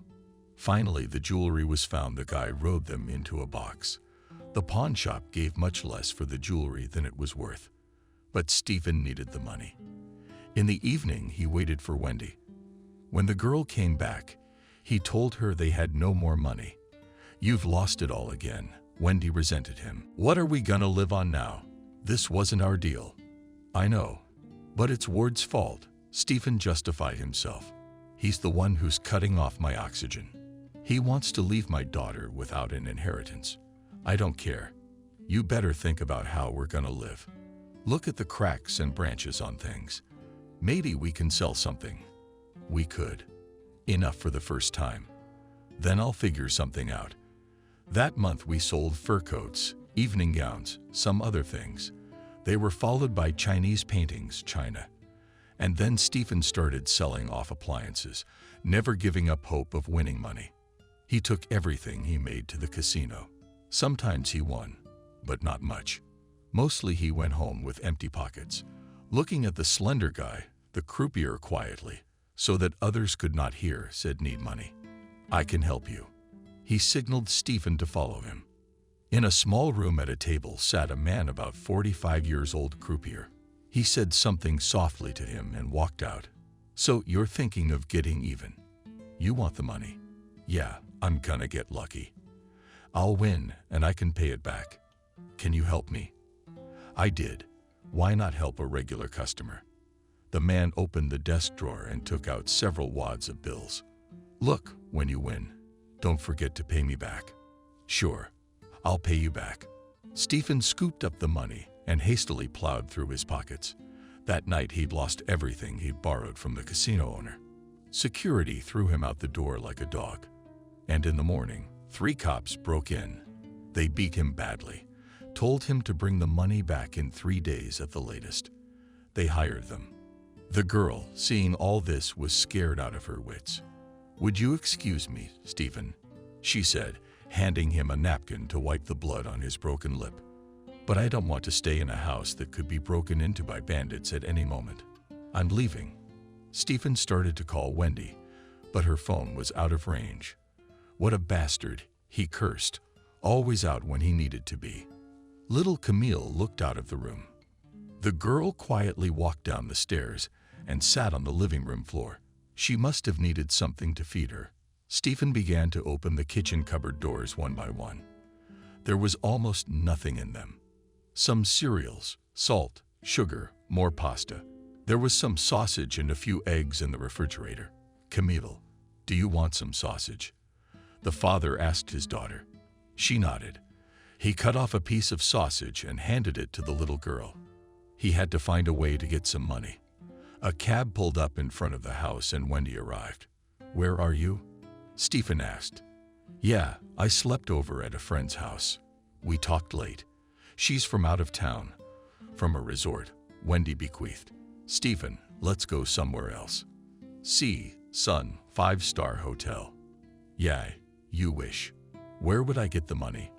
Wendy noticed the guy's broken face. "Who did that to you?" she asked fearfully. "Have you been beaten up? Where have you been?" "Now you don't have to go anywhere to get a face like that," Stephen retorted angrily. "It's a house call." He told Wendy all about the money he had borrowed from the casino owner. She listened in silence and then grabbed her head. "Shit. What are we going to do? How are you going to pay it back?" "That's a lot of money." "I don't know. The only thing we can do is sell the house." "Stephen, there's no other way. We'll have to go through someone we know. They won't give us much because of the urgency, but maybe we can get a 2-bedroom in the suburbs." "Are you crazy? Do you have any other options? Or do you want to lie in the woods digging in the snow? They're really gonna kill you." "Yeah, you're probably right. There's no way out. I'm gonna go to the warden tonight, see if I can talk to the landlord. Listen, I need something to feed the mink. It's hungry. It's already eaten the sausage." Wendy got some cookies out of her bag, handed the girl some food, but at least it was a snack. "The kid. The debt was settled, and I didn't even have to sell anything." Stephen simply redid the title deeds and moved into a barracks on the outskirts of town, which the club owner gave him in return. The club with a casino, bar, and dance floor was not the only business for Robert in this city. He created his empire from scratch. First opened a small cafe on the waterfront, gradually developed a whole network of restaurants. In parallel with the business, Robert was engaged in charity work. He helped kindergartens, schools, orphanages, believing that he who can give something to those who are now difficult must do it. Robert had no family of his own. His mother died a few years ago. She was an authoritative and strong woman who always knew what to do. She cared deeply for her son. She always knew how to insist on her opinion, and it must be said, most of the time Robert agreed with her. The only time they didn't agree was once. Robert and his friends were celebrating his 40th birthday at a restaurant. There was a lot of noise, a lot of fun, a lot of eating, a lot of drinking. Everyone wanted to congratulate such a successful man. Some came and some went in the room at a table by the window. Robert noticed a girl, modestly dressed, but something attracted his eye to her. Some kind of breed or something. That's what they usually say when a girl knows how to hold her own. Robert gestured to the waiter. "What's your favorite dessert?" "Tiramisu, I guess. Especially girls like it very much," answered the quick waiter. "Bring fruit, desserts, and a glass of champagne. At that table over there." "You got it. Will do." The waiter went to fulfill the order. When he put everything on the table, the girl looked around in surprise. There were no familiar faces around. "I didn't order this." "Did you make a mistake?" "No, this is from the man for you." Looking in that direction, Nancy saw a stately man in the company. They were clearly celebrating something. The man smiled at her. Later, he came over to introduce himself, asked if he could sit down. Not in the rules. Nancy meets in restaurants, but somehow this man didn't seem threatened or disliked. "It's my birthday today." "Congratulations, I guess your friends are waiting," the girl asked. "It's not nice to leave guests behind. They'll have a good time without me. I'd like to run away somewhere less noisy. I suggest we run away together." Nancy hesitated for a moment, then decided to accept the man's offer. They walked along the promenade, talking about something, as if they had known each other for a long time. Nancy was easy and fun with Robert. She didn't immediately notice that they were constantly followed by a black car with tinted windows. "That's my security, don't worry," the man explained. "Not without it, unfortunately. Those are the rules. If we run away from them, the whole town will be on alert." "Are you a bandit?" the girl asked. "Why would I be a bandit? I'm just building and developing my business. I want and know how to make money." Nancy had a strange feeling. She is a student of philology. He's a grown man with experience. And there is no barrier to communication. She felt very comfortable and at ease. When Nancy found out she was pregnant, she didn't know how to tell Robert, but she already loved him. True, he hadn't confessed his love to her. The next weekend, he invited her out of town to a boarding house. He said there was a lake with swans. She would definitely make up her mind. Tell him that she would have a child, and be what it would be. She was thoughtfully pulling picnic food out of the basket. "Are you looking a little sad today, or is it just me?" Robert asked, putting his arm around her shoulders and looking into her eyes. "It wasn't.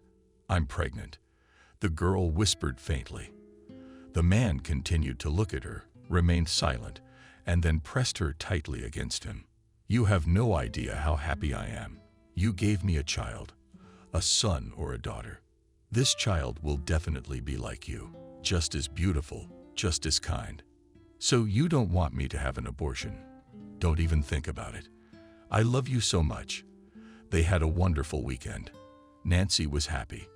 When they arrived home, the man told his mother, "Mother, I've met a girl, and I'm going to marry her. She's the best in the world. I feel like a boy in love." The woman sat down next to me. "I'm so happy for you. Tell me, who is she? What family is she from? How old is she? But why do you care?" "The main thing is that I love her." And yet her mother insisted, "I want to know everything about her. She's a student. She's 20 years old. She has no parents. They died a long time ago." "Who raised her?" "The orphanage. Mom," Robert said firmly. "But what does it matter?" "It matters a lot.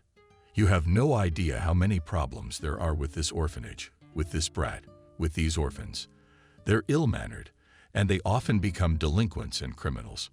"Mom, I don't want to hear it. What kind of nonsense is this? Next weekend, wait for us.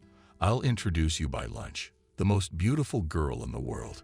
When Robert and Nancy arrived on the doorstep, the mother could barely contain herself from showing her displeasure at her son's choice. "Meet my mom, Jenna. And this is Nancy." "Nice to meet you, Rabena," the girl said, smiling. "Come on in." The woman looked her over from head to toe. Her gaze was prickly, unfriendly, though she tried to hide it. A table with a snow-white tablecloth was set in the living room. Beautiful dishes and wine glasses were arranged. Robert poured a dry red wine into each glass. "Baby, try this salad. This salad is delicious." The man's mother tried to fill the awkward pause. "Thank you." Piatenko said, "You're studying at the institute. And what will you be?" "I want to work as a teacher of Russian language and literature. I love children." "Yes, a teacher. Well, it's a noble profession. But it doesn't pay much." "Mom, come on. I'll make money for everything. I'll have enough money. And to live decently. And to raise my children." "Are you thinking of having children already, Paula?" Mother asked jokingly. Robert and Nancy looked at each other. The girl stopped chewing and lowered her eyes. "Nancy is our mom, and there will be a baby." A sepulchral pause hung over the beautifully set table. Then the woman rose and walked out of the living room. "Don't worry about it." She was just taken aback. Such unexpected news. Robert tried to calm Nancy down. "Next weekend, I'll move you here. We'll live together. Start packing." "I don't have much to pack," she smiled. Nancy's relationship with Robert's mother was complicated. The woman made no secret of her displeasure with her son's choice.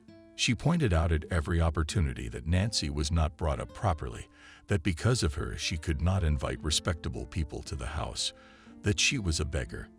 Nancy was a pauper and lived with Robert only for money. The girl tried to spend as little time as possible in front of her mother-in-law. The pregnancy was going normally. At the last ultrasound, they said that she and Robert would have a girl. They were both overjoyed. "She will be as beautiful as you," said Robert, stroking her tummy. "But then you will definitely have to give me a son too, so that he will be the successor of my business." "I want at least 3 children," Nancy replied. When there are many children in a family, joy, noise, constant fun, some kind of trouble that becomes the meaning of life. And I don't mind. He was silent for a little while, and then he said, "Tomorrow, I must go to the capital. A very good deal seems to be piling up. But how will I stay here alone? And what if I go into labor?" "You're not alone. You're with my mom. Yeah, she's not an easy person, but she's not gonna leave you in a situation like this. She'll help you. But I think it's gonna be okay. I'll be back in time for the birth, and I'll take you to the hospital myself." Robert kissed her, told her not to be afraid of anything. "I'll be calling you so often I'll still have time to bore you," he laughed. In the morning, Nancy walked Robert to the door to say goodbye. She hated to let him go. She had a bad feeling about him. The girl went into the kitchen to pour tea. Suddenly, she felt dizzy. Nancy's staggered footsteps hit a porcelain statue. It fell to the floor and shattered. Robert's mother rushed into the room at the noise. "Oh my God," she screamed. "What have you done? Crooked wretch. This statue was brought to me from Japan by my late husband, the father of the song. You've earned nothing in this house, brought nothing here and bought nothing for the family, and the bashing is already here." She continued to yell, but Nancy didn't care. She felt a sharp pain in her lower abdomen. Screamed C, holding onto the countertops with one hand. "You're such a cunt." Her father-in-law grabbed her arm and almost dragged her toward the door. "Get out of here so I don't see you again." The woman pushed Nancy out the door and slammed it shut. The girl felt the pain let go. Quietly she walked, not realizing where she was going or why. Periodically her stomach began to ache again. How long she wandered around the city, Nancy did not know. It was already dark outside, no one around. She sat down on a bench at the bus stop and only now felt very cold and some liquid running down her legs. A car passed by. She braked sharply and backed up. A guy and a girl jumped out of the car. "You're sick. What's wrong with you?" "She's pregnant."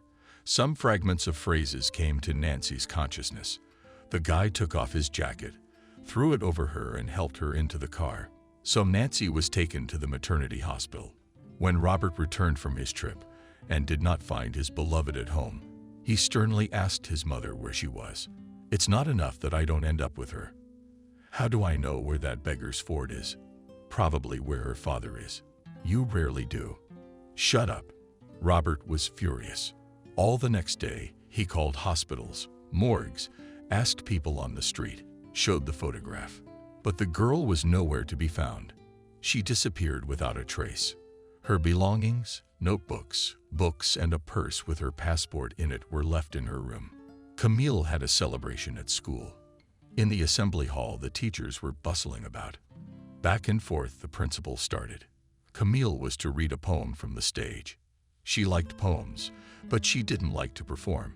She was embarrassed by the scar that the dog had left on her face. But the class teacher said that Camille should perform. She reads very heartfelt poetry better than anyone else, and the event is very important. The sponsors are coming. They'd donated 2 new computer labs to the school.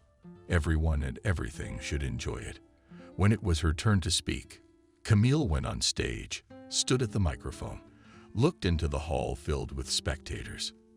In the front row sat the principal with strangers in jackets. Camille began, "Don't you love me? Don't you pity me? Am I not a little handsome? You don't look me in the face. You put your hands on my shoulders in passion." Robert suddenly looked closely at the 9th grader. Something about her was painfully familiar, dear, close. What a terrible scar. What could have happened to this girl? He remembered how once long ago his beloved Nancy had also quietly read poetry to him. He who loved cannot love. He who is burned cannot be set on fire. The girl finished reading. Applause broke out in the hall. Did you like it? The principal asked Robert. Yes, she read well. And who is this girl? A very good student, kind, calm. Her parents are unlucky. Her father is a single parent. But it's hard to call it upbringing. After the concert, Peter told the head of his security service, find out everything about this girl. Everything you've heard, where she was born, who are her parents. I need any information, especially about her relatives, father, mother. I also found out where she lives. Got it. I'm on it. Robert couldn't get rid of the obsession all day. A sense of déjà vu. That fragile girl on stage looked a lot like his Nancy, who had disappeared without a trace 16 years ago. Toward evening, the company's head of security walked into his office. May I? Yeah. Got something on the entrance. As much as I could, but not much information. Alcoholic lives with his father. House. Conditions are bad. He's poor. He doesn't work anywhere. She sometimes moonlights as a dishwasher at a diner. The man put a piece of paper with information on it on the table. Yeah, it's got her address and date of birth. Her mother died in a car accident. And there's another interesting fact. Don't go, don't tell. Her father is the same casino debtor you used to steal from. The man's confused. You mean the one who had his house repossessed? Robert looked at the security chief in surprise. The earth is round after all. I thought he'd never remember this loser again. Listen, let's go to Aeroflot and see how he raises his daughter. The uninvited guests found Stephen asleep. The man was wheezing on the stripped sofa. Bottles were lying around. There was a tin can with cigarette butts. Get up, loser. Robert kicked the sleeping, unshaven man in sweatpants and a t-shirt. Stephen couldn't understand anything in his sleep. Who are these people?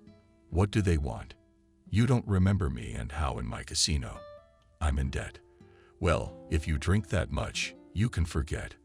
What's your daughter's name? The frightened Stephen stared at the man looming over him. Gradually, he began to recognize in him the casino owner who had moved him into this barracks. What do you want? Listen to me. You ain't got nothing to live on. You got a good little girl. How are you going to raise her? Let her work. Let her go. The drunkard Stephen tried it, but was immediately besieged by the guard Robert and fell back on the sofa. Do you want a drink? Asked Robert. Do you have any? Stephen asked hopefully. The guest nodded, and the guard poured vodka into a dirty glass that stood next to the sofa. And now about business. I've been thinking, prices are going up. Credit interest is going up too. If I count your debt now, you'll owe me 3 times as much. I'll have to pay you back. No, I don't have anything. Stephen's scared. What do you mean you don't have anything? And my daughter doesn't earn much washing dishes. Stephen didn't understand what Robert was getting at. It's not enough. I'll pay more. Anyway, I'm buying it from you. The man took out a bundle of bills and began slowly going through them. 1,000 is enough. Stephen was amazed at the money. Or maybe 2. Good, I'm kind today. Here's 10. And the girl works in my house. Yes, and she lives in my house too, in the maid's room. That's how Camille ended up at Robert's house. She was given a uniform of a strict blue dress and a white apron. The housekeeper showed her around the house, explained the girl's duties. Nothing special was required of her to wash, dust, clean, and keep order. The master was almost never at home, and when he came, he did not scold or hurt her, but simply went to his room. Camille felt quite comfortable. Cleanliness was always good, food plentiful. But how could her father do that to her? Sell his own daughter for $100. She's not a commodity or a slave. One day, while Camille was checking the dishes in the kitchen, Robert walked in. Can you make coffee? He asked. He seemed to be in very good spirits, but he was staring at her. Camille turned on the coffee, the machine. Say, what happened to your face? Robert suddenly asked. "When I was little, a dog bit me. I was only 5 years old," she replied, intuitively covering the scar with her hand. "Don't be upset, it's fixable. There's medicine now. You can do plastic surgery. I see that you are a real beauty. Your scar is nothing, but it's very expensive. I'll never make that kind of money. You don't have to make it." Camille didn't know what he meant, but in Robert's heart, it's all three. Plowing, her heart was pounding frantically. He handed her a piece of paper. Something was printed on it. Robert had received the paper only today, and his happiness was unbounded. It was a kinship test between them and the girl who reminded him so much of his Nancy, who had disappeared 16 years ago. That day they talked for a long time, sitting in the kitchen until dark. Camille could not believe what was happening. This strong, confident, and self-sufficient man is her father, and she is his own daughter. It was unbelievable and seemed like a dream. He told her everything, how he loved her mother, how she suddenly disappeared when she was pregnant, how he thought she was dead, and she died in the maternity ward. He learned all the information about the baby switch from the midwife. The woman was stubborn for a long time, but was forced to tell everything in the smallest detail. Camille underwent the operation in the capital. She was looking forward to the day when the stitches would be removed. A slight swelling was still visible on her face. "It will go away soon. Don't worry," the doctor said. Her father looked at her, smiling. "You look so much like your mom. A real beauty." 3 years passed. Camille went to university to study at the Faculty of Philosophy. She, like her late mother, also wanted to be a school teacher, and her father didn't stop her. One day, she was driving in the car to her studies. The driver was silent, watching the road intently, and she had nothing to do but listen to music with wireless headphones in her ears. Her dad had given them to her. Suddenly, the girl asked, "Stop, please. What's wrong?" The driver got worried, but he pulled over. Camille got out of the car and walked uncertainly towards the homeless man who was sitting on the embankment. In front of him stood a cardboard box. With difficulty, she recognized in the dirty, unshaven, poorly dressed man Stephen. "Hello," she said, squatting down in front of him. The man looked at her with cloudy eyes. He did not recognize a well-dressed, handsome man and his daughter. After a few minutes, realizing who was standing in front of him, he said, "Is that you?" "Yes, it's me." The man suddenly lowered his head. Tears flowed from his eyes. "I'm sorry. I sold you to that peddler. I acted like a pig. I'm sorry, my daughter. Don't you have any money? I really need a drink." The girl took some large bills out of her purse and put them in a cardboard box. She didn't say anything and silently returned to the car. The car started, and Camille continued to stare at this downcast man, whom she thought was her father, until he disappeared from view.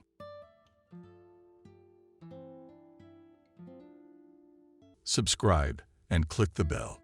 Ethan couldn't sleep. His life had been eventful lately. But what had happened today? It just didn't make sense. How is that possible? Ethan realized he was smiling again. Wow, he'd long ago forgotten about that orphan boy. The orphan boy, the one who'd ended up in his ward, but fate had turned around.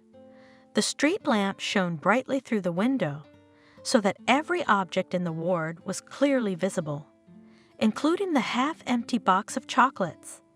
Ethan himself had forgotten that he had once adored these candies, and he hadn't seen them on sale for a long time. But there was a man on earth who remembered his little weakness and even found the box to please Ethan. So everything was not in vain: the penny wages, delays at work, and hard labor. Sometimes he wanted to quit his position as a doctor in the district hospital and go to a more monetary job, but something kept stopping him. Ethan couldn't leave his colleagues and patients. He just couldn't. He scolded himself for it, but continued to stay at his post. Even when a childhood friend opened an automobile workshop and called him to be an administrator, offering a good salary, even when his wife called him a loser, even when his daughter was born and the four of us in a 2-room apartment became cramped. It seemed to Ethan that leaving his position as head of the pulmonology department was tantamount to betrayal. He joined the hospital right after residency. At first, he worked under the supervision of an experienced doctor. Then he began to manage patients himself, and gradually it became clear that Ethan had developed some kind of sixth sense. He had a special instinct that helped him diagnose and select the right treatment. A special category of patients were children. Actually, there was a special department for young patients, but it was often overcrowded, so the small charges came to Ethan's floor. Now such cases have become isolated, but earlier, when the hospital was smaller, children came to Ethan's floor regularly. And just today, being in the unusual role of a patient himself, Ethan remembered one of his little patients, a boy of about 12 to 13 years old from the orphanage, who came to the hospital with pneumonia. Of course, he remembered it for a reason, of course. There had been 1,000 patients in his department over the years of his work, of course. You can't keep everyone in your memory. But Daniel was special and reminded of himself in a very surprising way. Ethan was still a young specialist at the time, but already respected and authoritative. His opinion was considered. He was consulted by more experienced colleagues. By that time, Ethan realized that he had chosen the right path, pulmonology. People with various diseases of the respiratory system, blue lips, pale skin, the man over time learned to distinguish his patients from afar, saw them on the street in shopping centers and parks. Ethan made diagnoses, developed appropriate treatment regimens, and put them into practice. Carefully approached each case, and people began to breathe again. The patient's quality of life changed dramatically for the better. The doctor felt great joy when he saw that the former patient was healthy, full of strength, happy, a tremendous return. Unfortunately, not all stories ended well. Ethan immediately noticed patients who did not have much chance of recovery. He recognized it in some subtle way, signs. Daniel, the boy from the orphanage, was one of them. Ethan saw the teenager being processed in the emergency room. Daniel had been brought in by 2 women, the local internet medic and one of the caretakers, apparently. They were answering questions. The admitting nurse was filling out paperwork, and on the couch, with his back against the wall, sat Daniel, thin, pale, dark blonde bangs falling almost to his eyes, spiky shoulder blades. The boy was taking his temperature, his t-shirt tugging at the thermometer sticking out of his armpit. Ethan didn't like the look in the boy's eyes, a dull, indifferent look that said he was very sick, and the chances of recovery were slim. Ethan still remembered how his heart had shrunk with pity for the boy. He decided that he would do whatever he could to get the young patient out. Then there was the examination. Temp under 40, saturation critical, lungs wheezing, labs showing severe inflammation. Ethan was outraged. How did the orphanage bring the child to such a state? Why didn't they seek professional help sooner? The local nurse fed Daniel with useless pills, antipyretics, painkillers, even cough medicine she gave him, but he got worse and worse. Now the boy's situation was critical. X-rays showed pneumonia with extensive lung damage. The young patient was transferred to the intensive care unit, connected to a ventilator, began to administer the necessary drugs. Daniel either fell asleep or lost consciousness. Ethan sat next to him and looked at the skinny teenager, so pale, almost blending in with the white hospital pillowcase. Very young and no longer wanted by anyone. It was evident in his faded gaze and general lack of grooming. An orphan? What can I say? Life in an orphanage is certainly not sugar. Ethan was afraid to leave the boy's side that night. It seemed that in his absence the worst might happen. The child's condition was too unstable. The ward was quiet that night. Old patients were already on the mend, and there were no new arrivals. The nurse on duty looked in several times, offered the doctor to go to the restroom, to lie down, a little, to drink tea. He refused. He could not leave Daniel now. He felt it was dangerous, and he was worried for a reason. At about 4 a.m. the boy got worse. He turned blue, wheezed, and all this without regaining consciousness. Ethan immediately, without a second, called for the help of an on-duty resuscitator, and the two of them several tediously long minutes brought Daniel back to life. The kid was breathing again. The beeping of the instruments was steady as it should be. Ethan exhaled with relief. It was gone. The doctor didn't leave his post until morning, even though he felt that the crisis was over, that the boy was no longer in danger. Daniel's chest rose and fell evenly. At the thought of what would have happened if he hadn't been there at the critical moment, Ethan felt sick to his stomach. He and his wife had recently had a son, a cheeky, funny-looking baby, Mason, now sniffling peacefully in his crib. He and Margaret had surrounded the newborn with love and care, giving him plenty of warmth and attention every day. It seemed that all this is vital for the little man. Mason literally blossomed from their smiles, hugs, warm words, and this Daniel, how does he and others like him live? The boy was in the intensive care unit in the most serious condition, and the adults were to blame for it. By the way, for not sounding the alarm in time, and it was almost 9 a.m. Ethan would soon have to make his rounds, and then hand over his shift to his colleagues, and no one had ever called to ask about the boy's condition. Ethan looked at the boy with pity. It seemed to him that his cheeks had turned a little pink. Just a little, of course. He still had a lot of healing to do, but the crisis was over. There was a chance that he would be all right. Ethan couldn't resist ruffling the young patient's blonde hair. Daniel's recovery had been slow and difficult. The damage to his lungs was very extensive. The boy had difficulty breathing, and he coughed to the point of nausea at the slightest physical exertion. The child was temporarily removed from the ventilator, but the transfer to a regular ward was too much to talk about.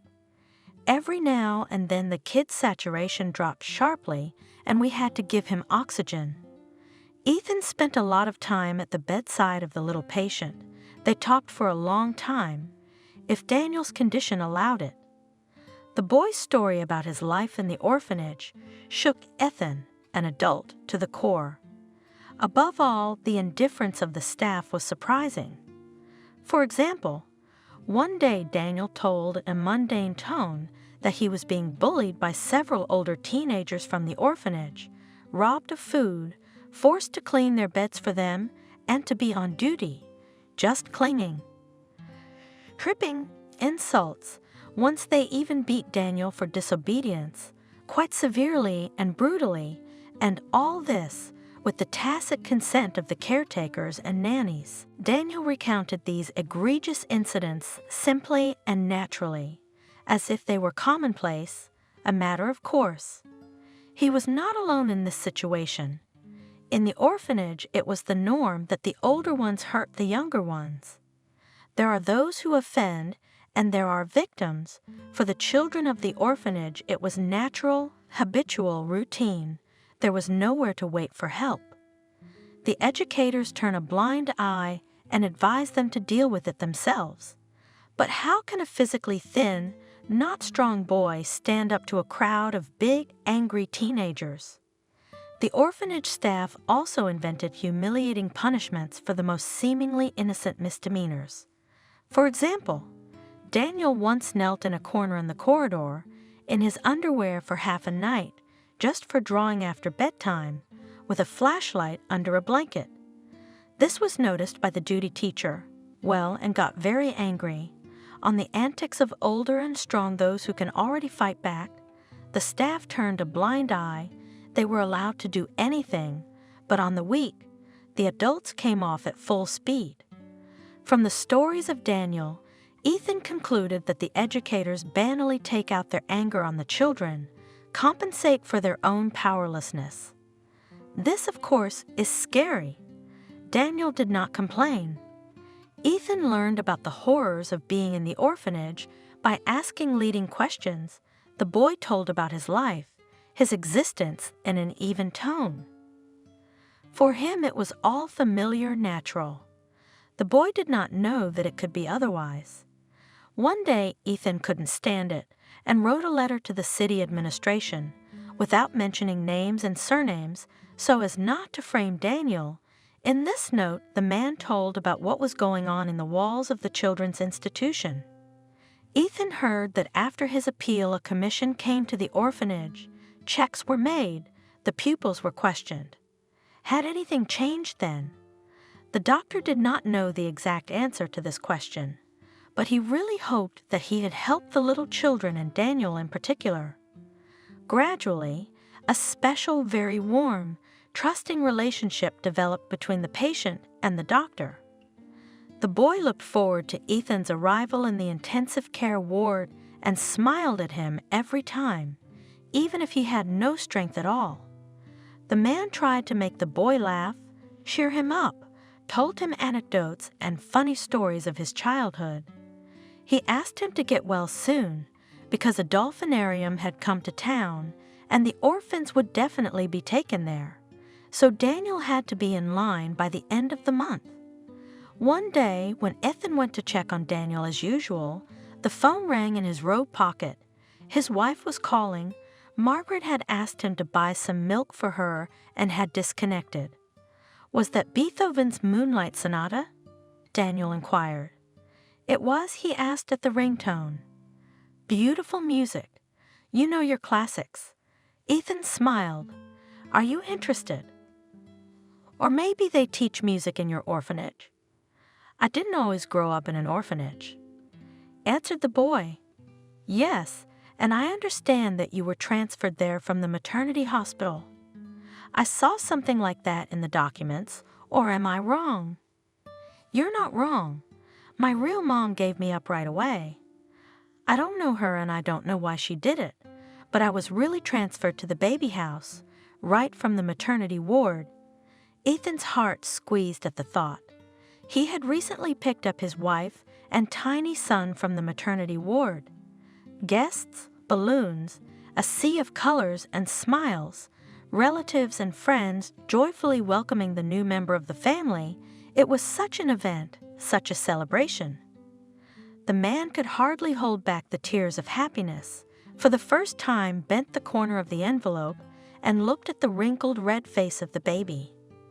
Many beautiful pictures remained from that day, and when Mason grew older, he would look at them with interest. And Daniel, how was he? Probably lying alone, in the ward of refuseniks. They say that such children do not even cry. They understand that no one will come to them anyway, and then wrapped up in a gray blanket, the boy moved to the baby house, where he was hardly very happy. After all, the appearance of a new child in such an institution means for the staff only an increase in the number of worries. I lived in the orphanage, Daniel continued, remembering almost nothing about that period of my life, and then I was transferred to an orphanage. And from there, when I was about 4 years old, I was adopted by a man and a woman, rich. We lived in a big house, even had a swimming pool. At first, Daniel felt like he was in heaven. The new parents did a lot to educate the child. The boy had a music teacher who gave him piano lessons. His father taught the boy to swim, and now, almost every day, Daniel had a swim in his own pool. The child was taken to the city for soccer lessons. Daniel did not like the training, but not to upset his parents, he pretended to be delighted. And he tried very hard to be praised by coaches and teachers. Let his parents know that they had chosen him for a reason, Daniel. He wanted to be the perfect son for them. Or they might bring him back. Daniel had his own room, spacious, stylishly furnished, closets bursting with toys and clothes. That's my mother. She loved to go shopping with me, the boy recalled. My father worked all day long, and here she is. With her we sometimes spent many hours in a row in shopping centers. Most of the time we had one of her friends with kids around my age with us. It was torture, to be honest.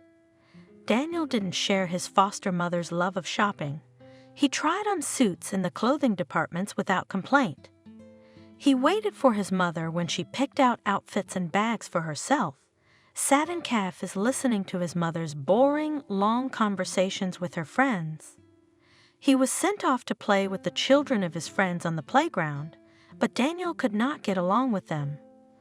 For some reason the children teased him, insulted him, pinched him, and all this in a sneaky way, and their games were boring and uninteresting. The boy avoided contacts with these so-called friends as much as he could. His mother noticed something wrong and reprimanded her adopted son, calling him an outcast and other incomprehensible words. The mother's displeasure was the most frightening thing for Daniel at that time. He wanted to feel loved and needed. He wanted to give joy to his foster parents, and when it did not work, he was upset and very afraid that he would be taken back. Daniel hoped that time would pass and he would be loved, but the years passed, and the situation did not change on the face of the foster mother. More and more often appeared half-squeamish expression when looking at her son. She quickly grew tired of him, tried to avoid communication by all means. The father, he was almost absent from the child's life. The man was constantly working to provide the family with a comfortable existence. He noticed his son only when he achieved any success. For example, Daniel received his father's sincere praise when he won a music competition at school, performing the best in his age group, a difficult piece, or when only once, Daniel was recognized as the first player of a soccer match and awarded him a gold-plated statuette. The father, glowing with pride, took pictures of his successful son and put his arm around the boy's shoulders. The rest of the time, the man just didn't notice Daniel. Ethan listened and wondered. Daniel had been adopted. He'd grown up in a family for a while. But in fact, nothing had changed for him there. The same indifference, the same dislike. Only the setting was different. A palace with a swimming pool instead of shabby gray walls. She didn't know I could hear, but I did. Sharing my feelings with Ethan Daniel, the boy's voice trembling.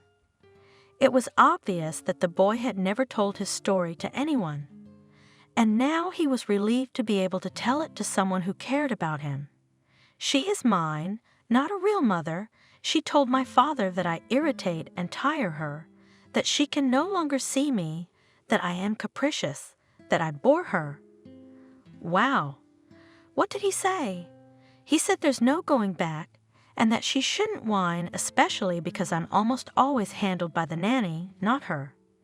And that a child wasn't a toy to be played with and left behind, and his mother had rebuked him, saying that he wasn't particularly eager to hang out with his son, and so on. Daniel remembered that one day anger settled in him, and he began to do terrible things to piss off the foster mother, to see on her face some emotion, indifference, coldness. The boy couldn't stand it any longer. From a docile and calm child, Daniel turned into a devil. He deliberately broke and damaged things, rude to adults, stopped obeying their instructions. Once he shook the contents of his mother's purse right into the pool for refusing to take him to a birthday party. It wasn't that Daniel wanted to go, he just needed an excuse for another prank. His mother had beaten him for the first time, slapping his cheeks, slapping his back a little lower.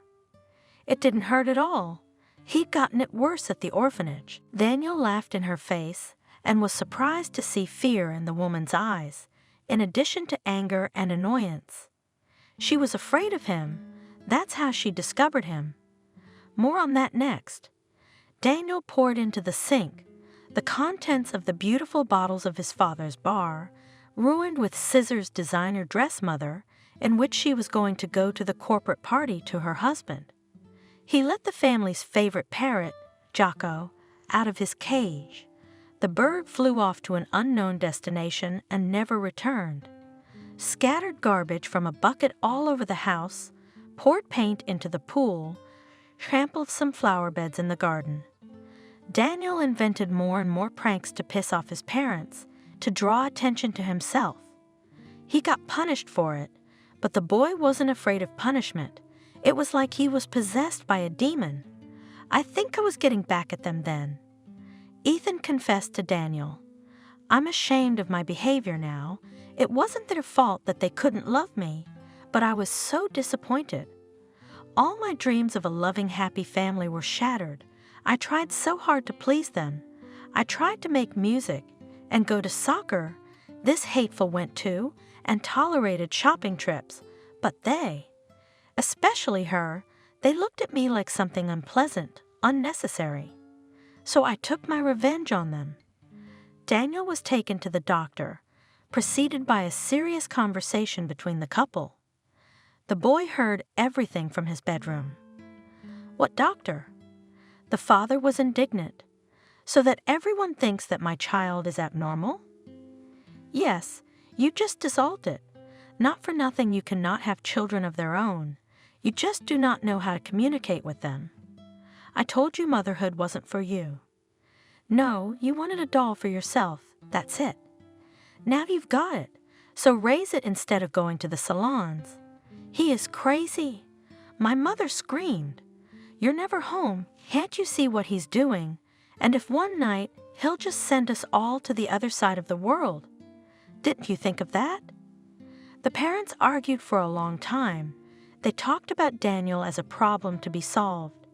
They weren't frightened by their son's condition and didn't really care about his fate. The father did not want a child with a diagnosis in the family. The mother, on the other hand, hoped to get a diagnosis and send the unwanted child to the hospital, at least for a while, to breathe free. And that's when I clearly realized what a burden I was to both of them. Daniel shook his head sadly and realized that they didn't need me, that they would never love me, so he calmed down, accepted the situation, decided to take it as it came. Ethan shivers. Daniel was about 7 years old then, a very young child, and already such problems, such thoughts. Daniel left his antics, but it was too late. His mother took the boy to a doctor, a paid one, a very expensive one, who was determined to fulfill any wish of the client. And the mother's wish was absolutely clear, to get a diagnosis so that she could legally dump the boy where he came from, in an orphanage. That's how I became a mentally unhealthy person. Daniel said words that were not appropriate for his age. My mother screamed at the head of the orphanage that they had given them a crazy person and promised to deal with them. And I was assigned a health group, with which usually no one takes children in the family who needs such a big child, and even with a frightening diagnosis. So now I live in a boarding school. I can't wait to grow up. Do you want to become an adult sooner?" asked Ethan, shocked by the young patient's story. Of course they are children, that is, we are weak, defenseless, powerless. Nobody counts us, adults are different. When I am big and rich, I will definitely take a child from an orphanage, or even 2 or 3, as many as my wife allows, and I will be a real dad to them. I'll always talk to them and fulfill their wishes. Ethan smiled. Daniel, in spite of what he had to endure, was not embittered. That boy had a surprisingly good heart. He'd been betrayed twice, he'd had a hard time in the orphanage, and he didn't even hold a grudge against his foster parents. On the contrary, He was grateful for a few years spent in their beautiful rich house. It was only there that I realized I had talent. Daniel smiled. His breath was getting short, and his lips were turning slightly blue from the long conversation. Ethan noted these warning signs and prepared to call the nurse for oxygen, but he still wanted to finish the conversation, especially since Daniel himself was interested in it. "What talent have you discovered?" "I draw well, especially buildings, constructions." "I see." I immediately grasped the essence.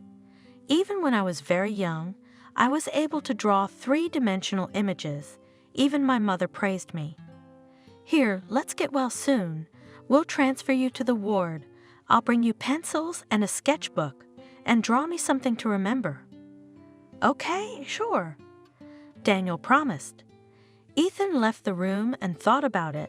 The boy's condition had stabilized, but the light, too extensive lesions. A drug, very expensive and rare, was needed for recovery. Without this drug, irreparable things could happen to the child. The same day, the doctor contacted the orphanage management and explained the situation. "Treat with what you have." The head of the orphanage cut him off. "Our budget does not include such items. You understand, the lung damage is so great that there is no way without this medicine. I will provide all the necessary reports and documents. Push for funding. The drug is necessary and urgent. It is not included in the list of those paid from the budget." The superintendent stood her ground. Ethan hung up. Everything was clear with them. Nobody needed this pale, russet-haired Daniel, the artist. If he suddenly disappeared, perhaps nobody would notice or be upset. Complete indifference to the fate of the pupil. Trying to get something from the administration of the orphanage is like banging your head against a concrete wall. Ethan tried to apply to the fund for helping sick children, but even here he met an obstacle. The man never fully understood why, but the fact that Daniel is an orphanage resident played against him. The boy is under the care of the state, which means that it should pay for his treatment. Funds collected money for treatment of only domestic children, family children, a terrible injustice. Total indifference to Daniel's fate depressed Ethan. The boy was getting worse and worse, and the relief was temporary. Standard medications were no longer working, and Daniel was put back on ventilator. The boy was melting every day. Ethan could not bear to watch it, and the man made up his mind. He withdrew the money he had been saving for a new car and bought drugs for Daniel without even consulting his wife, because Margaret, although she was a kind, warm-hearted woman, would not understand or approve of this act. Ethan decided that he would make amends. Gradually, he would save from his paycheck and accumulate the necessary amount, but Daniel could not wait.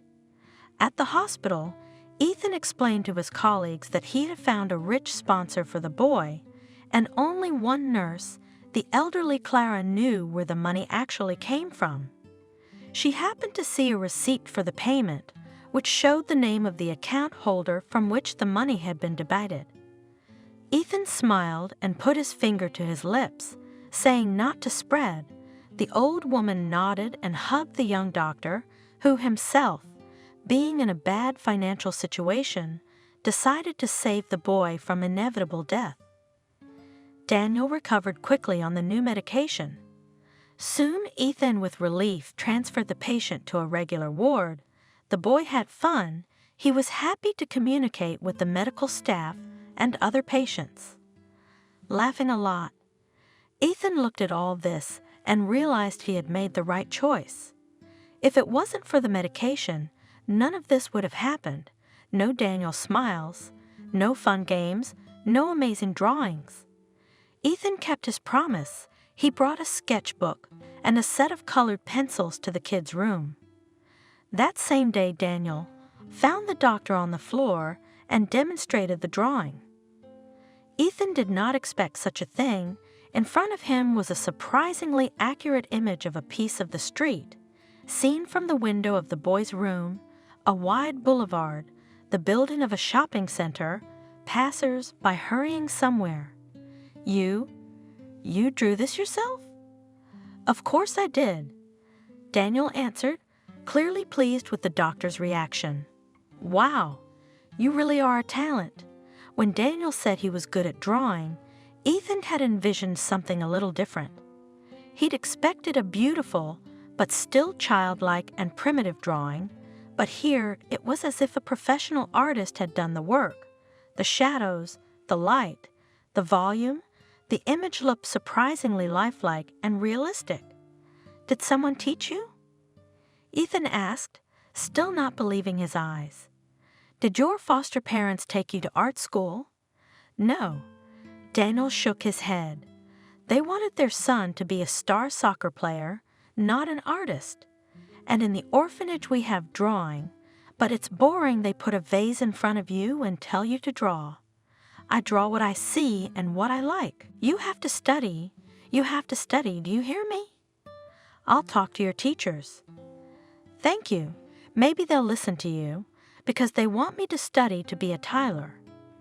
After the 9th grade, I heard, and I dream of being an artist or even an architect. I like to design buildings. An architect? Ethan grinned sadly. I don't think that would be a career for a kid from an orphanage. There's no way he's going to get into architecture schools, and no one will pay for his studies. It was a pity. The boy was really very talented. Christmas was approaching. It was obvious that Daniel would have to spend it in the hospital. He had a long recovery ahead of him. The boy was glad of that. He liked it in the hospital. He got along well with the locals, and he was especially reluctant to part with his new friend, Ethan the doctor, the first adult who had ever cared for him. Ethan realized that he had grown attached to the boy. Of course, he couldn't do that, but he couldn't help it. After the hospital, Daniel would have to go back to his old life, full of danger, punishment, indifference, and cold. The man wanted to give this boy at least a little warmth and care as long as he can do it. Therefore, the doctor decided to please the boy for Christmas, to present Daniel something that will definitely make him happy. It should not be some faceless surprise like a set of sweets. Once Ethan found himself with his wife and son in a children's store. The baby was growing so fast, he needed to update his closet. While Margaret and Mason wandered among the clothing departments, Ethan strolled by the racks of toys. There were robots and interactive animals and sets for creativity. The eyes were scattered, and then the man's eyes fell on a big box, a young architect's constructor, sets of blocks from which you can assemble fanciful constructions. There was even decor, tiny shrubs, trees, parts for fountains, and the like interesting little things.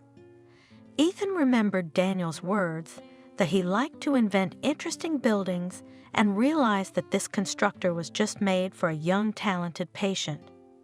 The price, of course, was a biting price, but his wife smilingly approved of her husband's decision, and they bought this brightly colored box. What joy Daniel's eyes lit up when Ethan presented him with the gift. It was the day before Christmas, after the doctor had given the post to the morning shift. Ethan would spend the holiday with his family, but afterward, he would be sure to bring Daniel and his ward roommates treats from the holiday table. Margaret has prepared enough for the whole hospital. Now Daniel spent his mornings and evenings constructing. He turned out really impressive constructions, ergonomic, stylish, aesthetically pleasing. The boy was sure to write down each model in a scrapbook, then dismantle the building and build a new, even more original and interesting. By the time he was discharged, the boy had several albums of such drawings. Ethan once borrowed them and showed them at the Design Center, a prestigious institution where children were taught the basics of architectural design. Classes in the studio were expensive, Students participated in all sorts of competitions and won prizes, but Daniel was ready to accept for free, just to get such a talented student.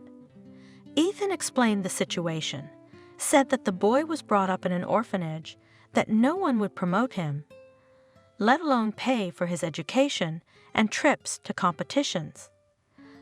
The director thanked him and promised that he would fix everything, because such talent should not go to waste. Ethan left the design center with a light heart. It looked like Daniel was seriously interested in this place. You bet, the boy clearly has a rare gift, and the prestigious institution needs more victories. Daniel will definitely provide them. Now the boy will develop professionally in the right direction. Ethan couldn't wait to tell the teenager about everything. He would be happy. His life would no longer be the same. Daniel was happy, of course, but as the discharge approached, he became sadder and sadder. He didn't want to leave the hospitable wards where he was treated so well. Ethan was also sorry to part with Daniel, as he had grown attached to him during that time. He even had a serious talk with Margaret about taking a boy from the orphanage. Daniel was good, bright, kind, and would be a pleasure to take care of Mason. Ethan was really ready to take Daniel into the family, to become a father, a mentor. Why not? But Margaret was adamantly opposed. Are you crazy? We need to feed our own. Where else can we get another one? Especially one so grown up? We probably won't even get one. The apartment is small. The wages are small too. Ethan sighed, of course. His wife was right, but Daniel wouldn't be lost now. Everything will be fine for him. On the eve of discharge, the doctor and the patient had a long conversation. They were sitting in the nurse's lounge, drinking tea with Ethan's favorite candies. The kid appreciated them too. The man tried to set the boy up for a new life, to inspire him. He talked about how important it was for him to work, to develop his talent. He left Daniel his phone number and asked him to call if he had any difficulties.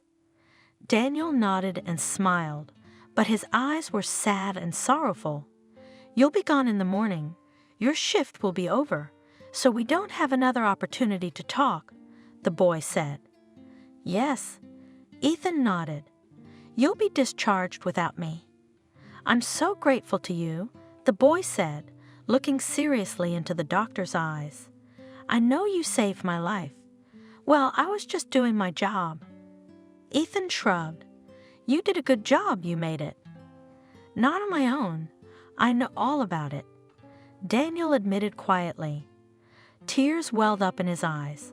I should have died. I heard the nurses talking, and you saved me twice.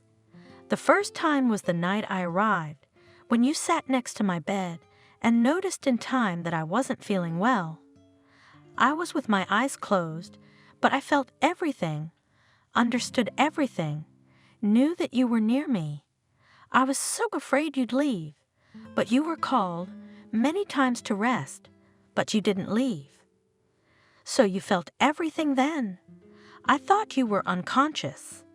No, I was conscious, but I just didn't have any energy. It was so hard, so scary, I thought I was dying. I was dying, but you didn't leave me for a minute and saved me, helped me at the right moment. It's a miracle I was there for you. Ethan confessed. Everything really could have ended horribly, but I'm a doctor. It's my duty to save the sick. You just couldn't be left behind. But someone else would have. Exercised Daniel, and Ethan didn't bother to argue, because the kid was right. It was true that a doctor was not obliged to sit at the bedside of a patient in intensive care all night, especially when the condition had been stabilized, but the man felt. With his animal instinct that Daniel should not be left alone at that moment, not at all. But that's not all, the boy continued. I know all this. You bought me that expensive medicine with your own money, and without it I wouldn't exist. But where did you get this information from? The doctor was surprised. Well, I wouldn't want to reveal my sources, but okay. Just promise me that you won't scold anyone. Do I look like a scolder to you? You don't. You're just the opposite. But then you'll have to come clean. Clara blurted it out while she was changing my IVs. She told me. She even cried then. She was so moved by your kindness.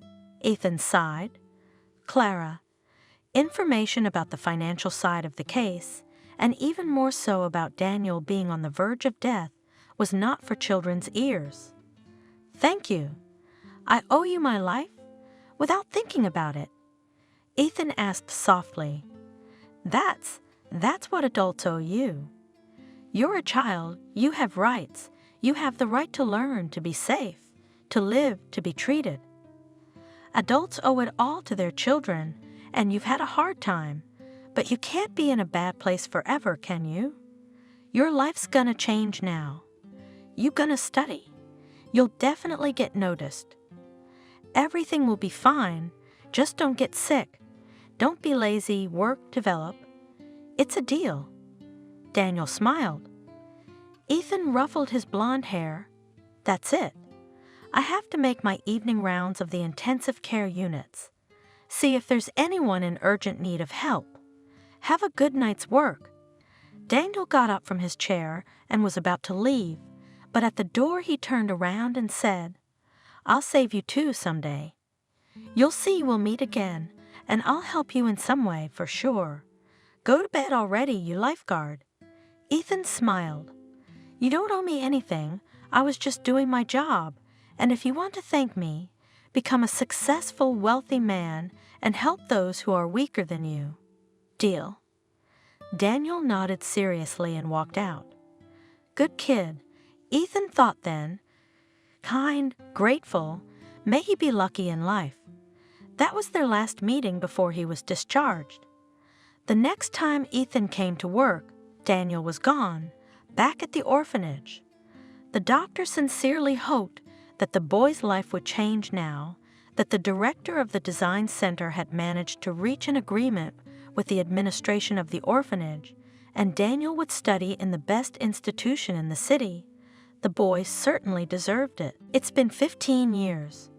During this time, a lot of things happened in Ethan's life. There were victories and failures at work. The same could be said about his personal life. Ethan and Margaret had a second child, a daughter, Susan. Living in a 2-room apartment became cramped, but there was no money to buy a new apartment. Margaret reproached her husband that he could not part with his hospital and find a better-paid job. All the days in the department, I am alone with the children in the house, so at least bring money, but that's how small things count. We do not see anything. My wife was almost sobbing. Ethan did not even try to argue. There was nothing to object. Margaret is right, but the man could not do anything. It was impossible to abandon the department. Ethan's heart ached for each patient. He did everything to make the percentage of recoveries grow steadily, and the number of medical failures tended to 0. Only not everything was in his hands. Funding was not enough. It was high time to make repairs on the floor, and the equipment needed to be updated, because the XI century was upon us, and they were still using prehistoric devices. Ethan had raised the issue many times at meetings, but it had no effect. There were always more important objects that required urgent injection of funds. Yes, your ward is fine for now, assured the head doctor. There in cardiology the roof leaks, and in orthopedics wiring sparked, almost had a fire. Our X-ray machine does not see gross pathologies. The equipment is all old. The walls are shabby, covered with mold. For pulmonology patients, it's dangerous, very dangerous. Ethan, come on. Can't you see the state of the other wards? It's not the time. Ethan did not give up, submitted applications, wrote to the city administration and the mayor's office, but in response he received either a refusal or empty responses, or even silence. The case has not moved for several years, and one day Ethan called the chief physician to his office. "Well, what happened? Something from the realm of the fantastic," he said cryptically. "What?" Ethan didn't understand. "Well, you've been writing everywhere you can, trying to get funding for the department." "Yeah." "Knocked on every door." "I did." "Well, I got through. We've got a sponsor who wants to fund the renovation of the pulmonology department and buy modern equipment for diagnostics, treatment, and rehabilitation." Wow! Ethan couldn't believe his ears. He had long since resigned himself to the fact that his actions were having no effect, and now this.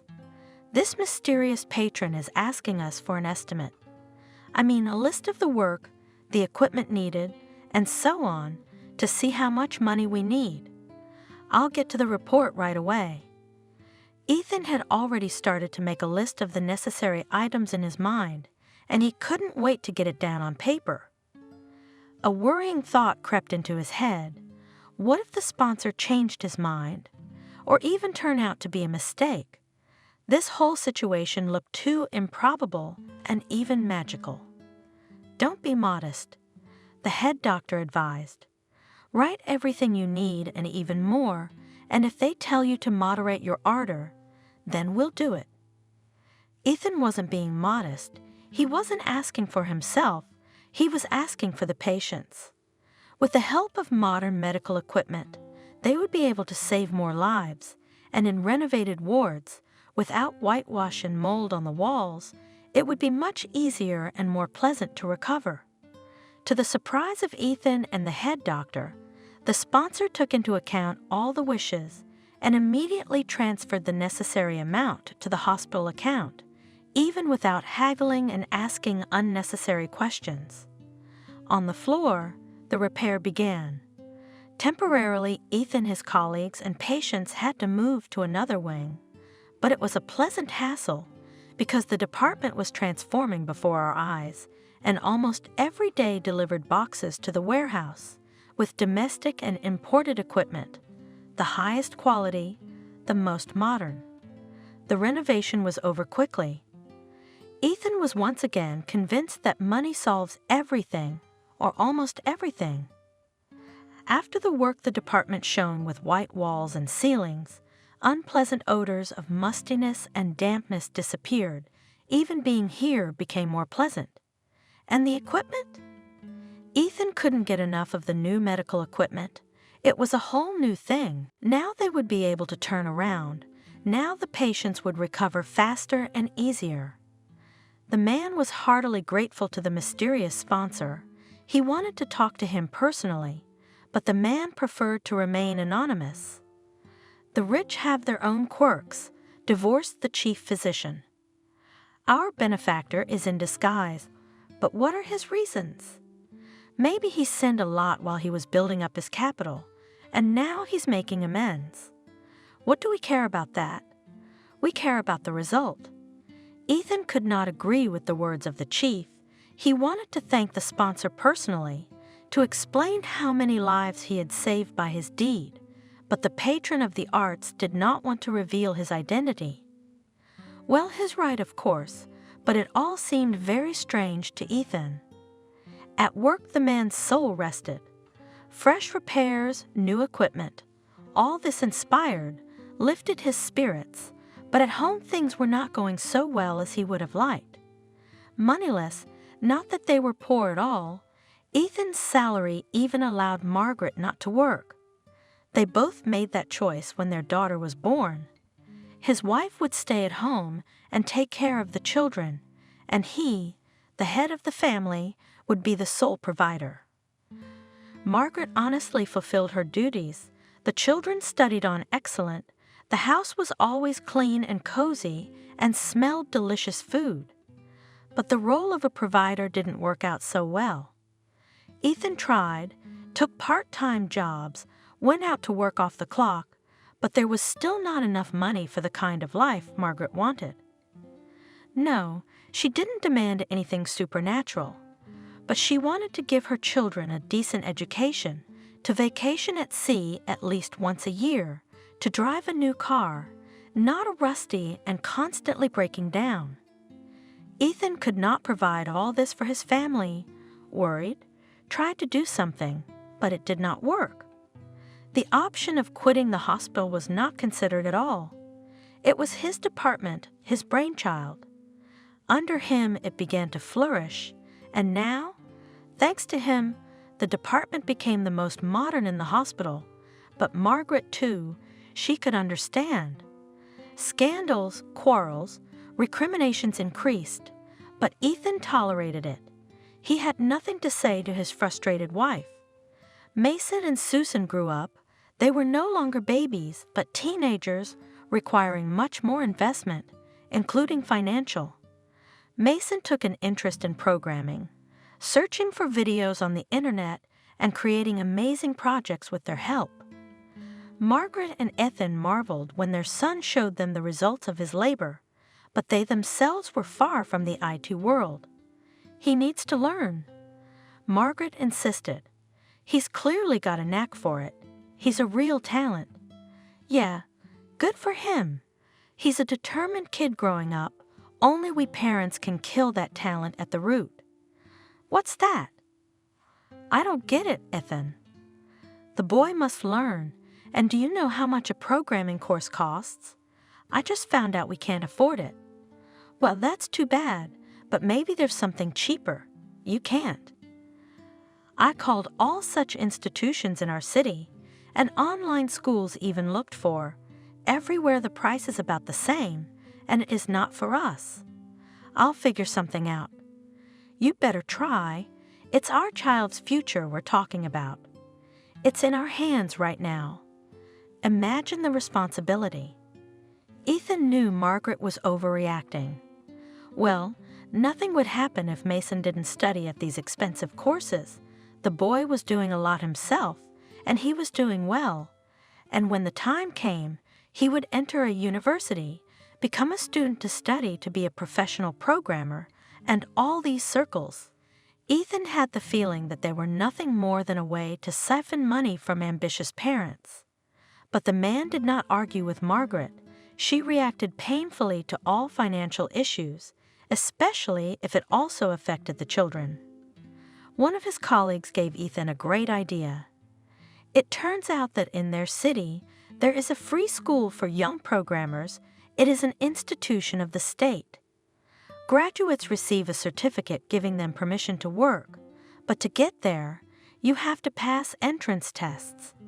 It seems to have strong teachers, innovative programs, modern equipment, but they take only the most promising ones.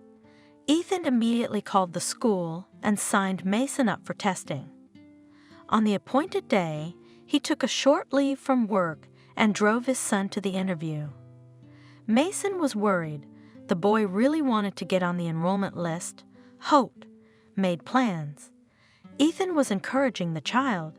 The man was really confident of success. Mason is so enthusiastic. He's been studying a lot. He already knows a few things. Who else to take but him? Mason was tested, told to look at the results in 2 days on the website.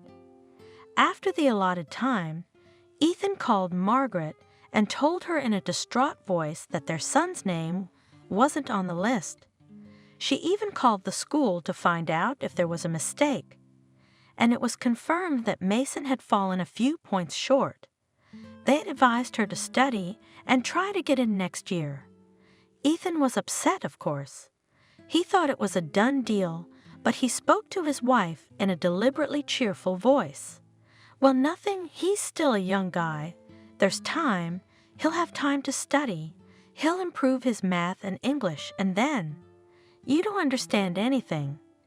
Margaret was indignant. While he's standing here, his peers are moving ahead, and he'll never catch up with them. Do you understand? Never. And you can't pay for a programming course. You're ruining your son's future. After the conversation with Margaret, Ethan walked sad and pensive for a long time. More and more often she reproached him for not earning enough. It was hard to look like such a lowlife in the eyes of his wife, and the children heard it all too. Here Ethan was distracted, the man was at work, and here he is an important and irreplaceable person, and very respected. His opinion and help is needed by someone all the time. No important medical decision is made without him. Ethan went about his usual business, and then, about a week after the incident with the programming school, a strange and very unexpected event happened. Ethan got a call from the school. The administrator informed him as politely as possible that there were a few more budget places on the course, and since Mason had shown high results on the test, he would be enrolled. They asked him to come with documents and fill out some paperwork. Ethan, of course, immediately called his wife back. Margaret was over the moon. The man smiled, imagining how happy Mason himself would be. Some time later, the problem with the salary was solved quite unexpectedly. The city announced a contest for Doctor of the Year. For the first time in my life, it had never happened before.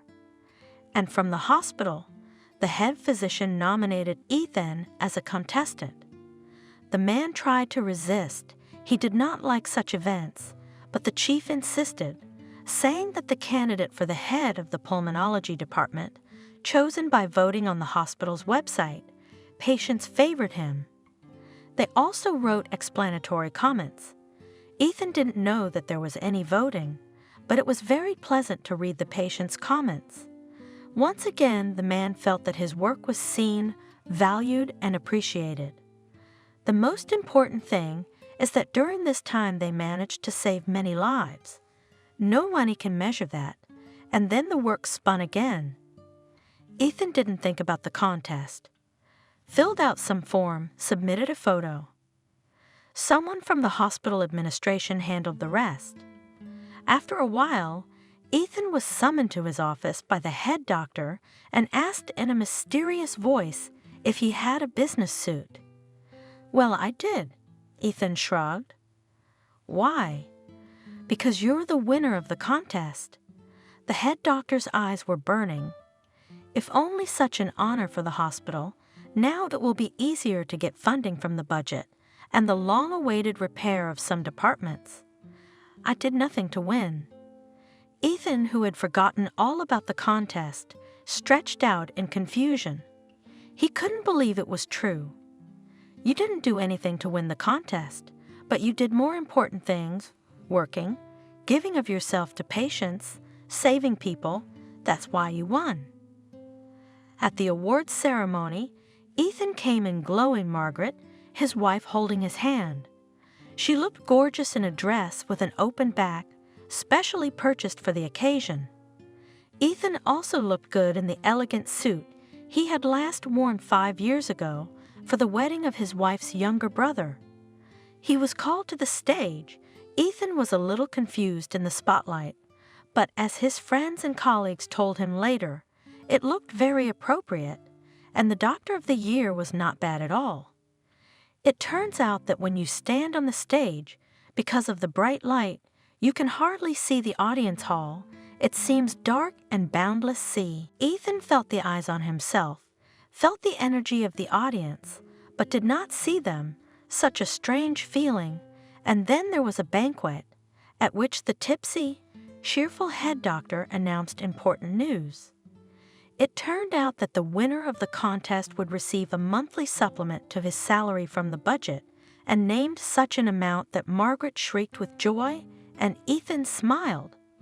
No longer would he feel like a man who could not provide a decent life for his family.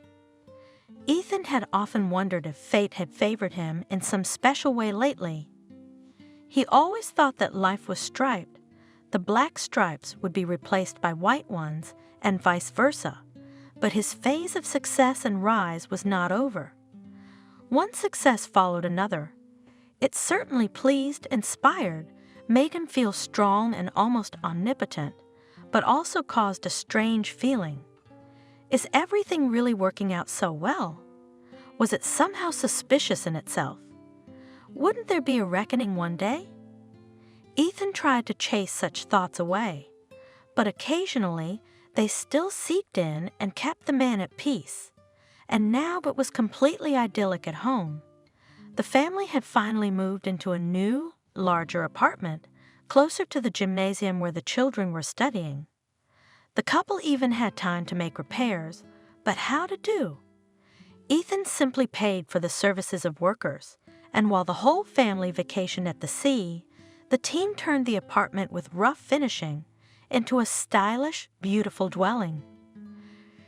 True, we had to constantly communicate with the repairman on Skype, to accept the work, to give instructions, but it was a very pleasant hassle.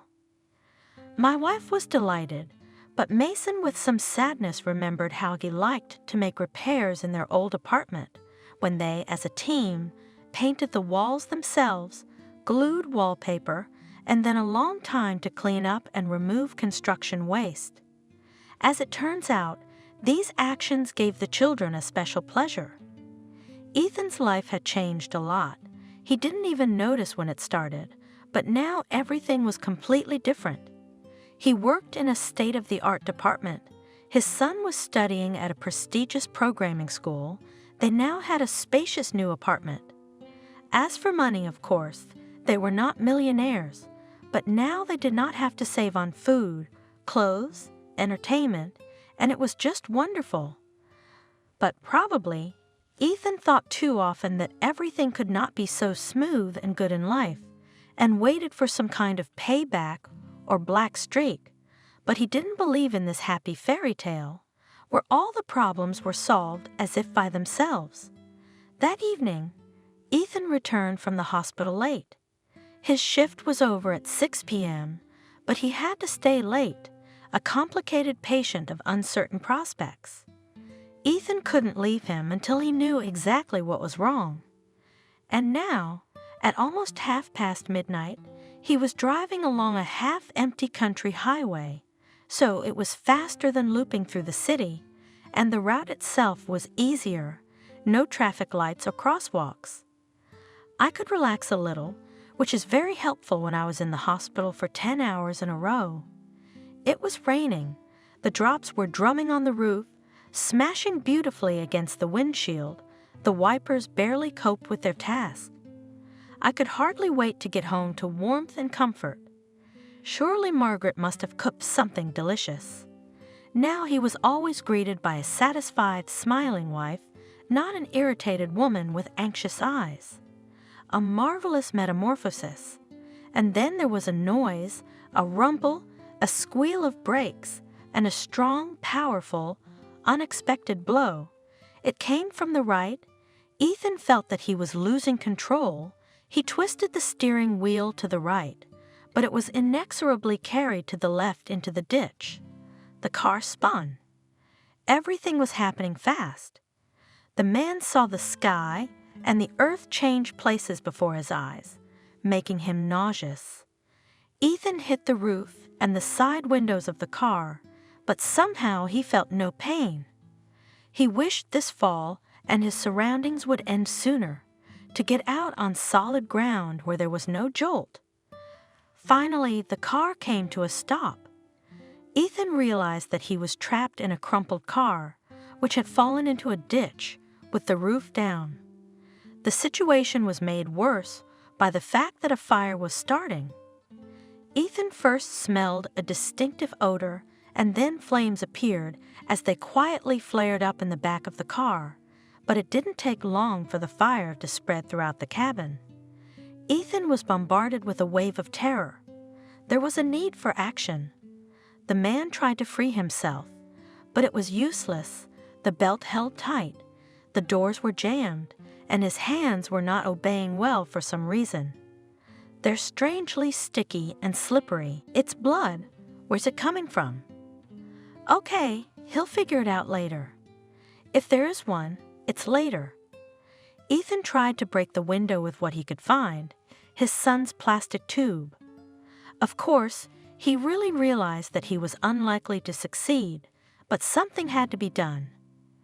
At the same time, the man loudly called for help. People should see the accident. They would help him. The cabin was quickly filling with smoke.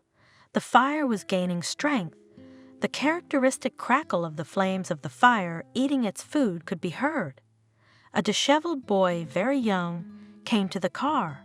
He bent down, made sure that there was a living person in the cabin, tried to open the jammed door, saw the flames. The boy's eyes rounded with fear, and he bounced away to a safe distance. Ethan realized, frightened, realizing what could happen any minute.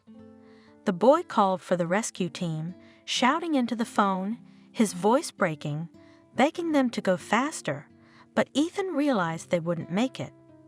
With little time to spare, the man struggled to free himself. He has a life to live, he has children, a wife, he has a job and patients who can't do without him. It was getting harder and harder to breathe. Ethan realized that it was because of the smoke.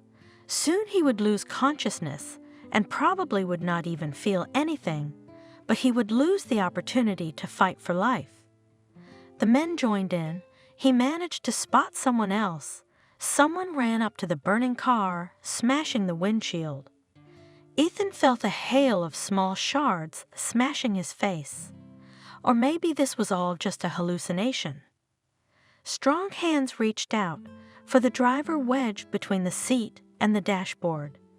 Then darkness came, saving, calm, impenetrable. Ethan opened his eyes. He had to squeeze his eyes shut.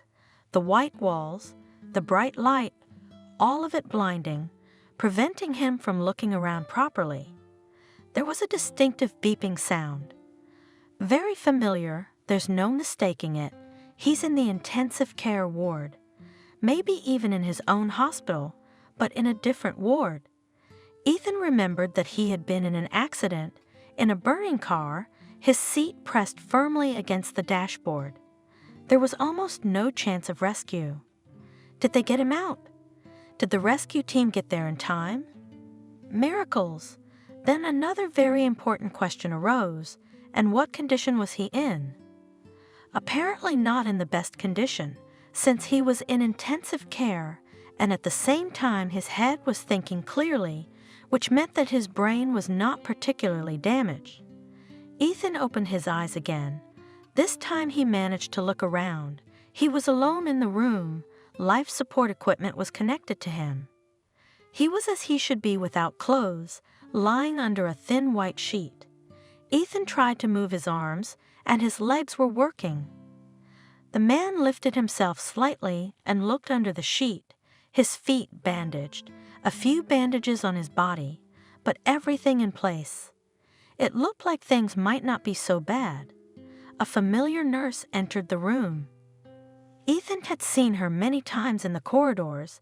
They had said hello, but unfortunately he didn't know her name. When the nurse saw that the patient was awake, she smiled happily. "Ethan, are you with us? What a joy! Would you please call James?" Ethan asked, his voice sounding hoarse, somehow weak. He needed to talk to James, the head of the trauma department, and find out about his condition. He felt a little dizzy, a little sore in places, but overall Ethan didn't feel like staying in the ICU. He wanted to go to a regular room. Sure. The nurse nodded and ran for the chief.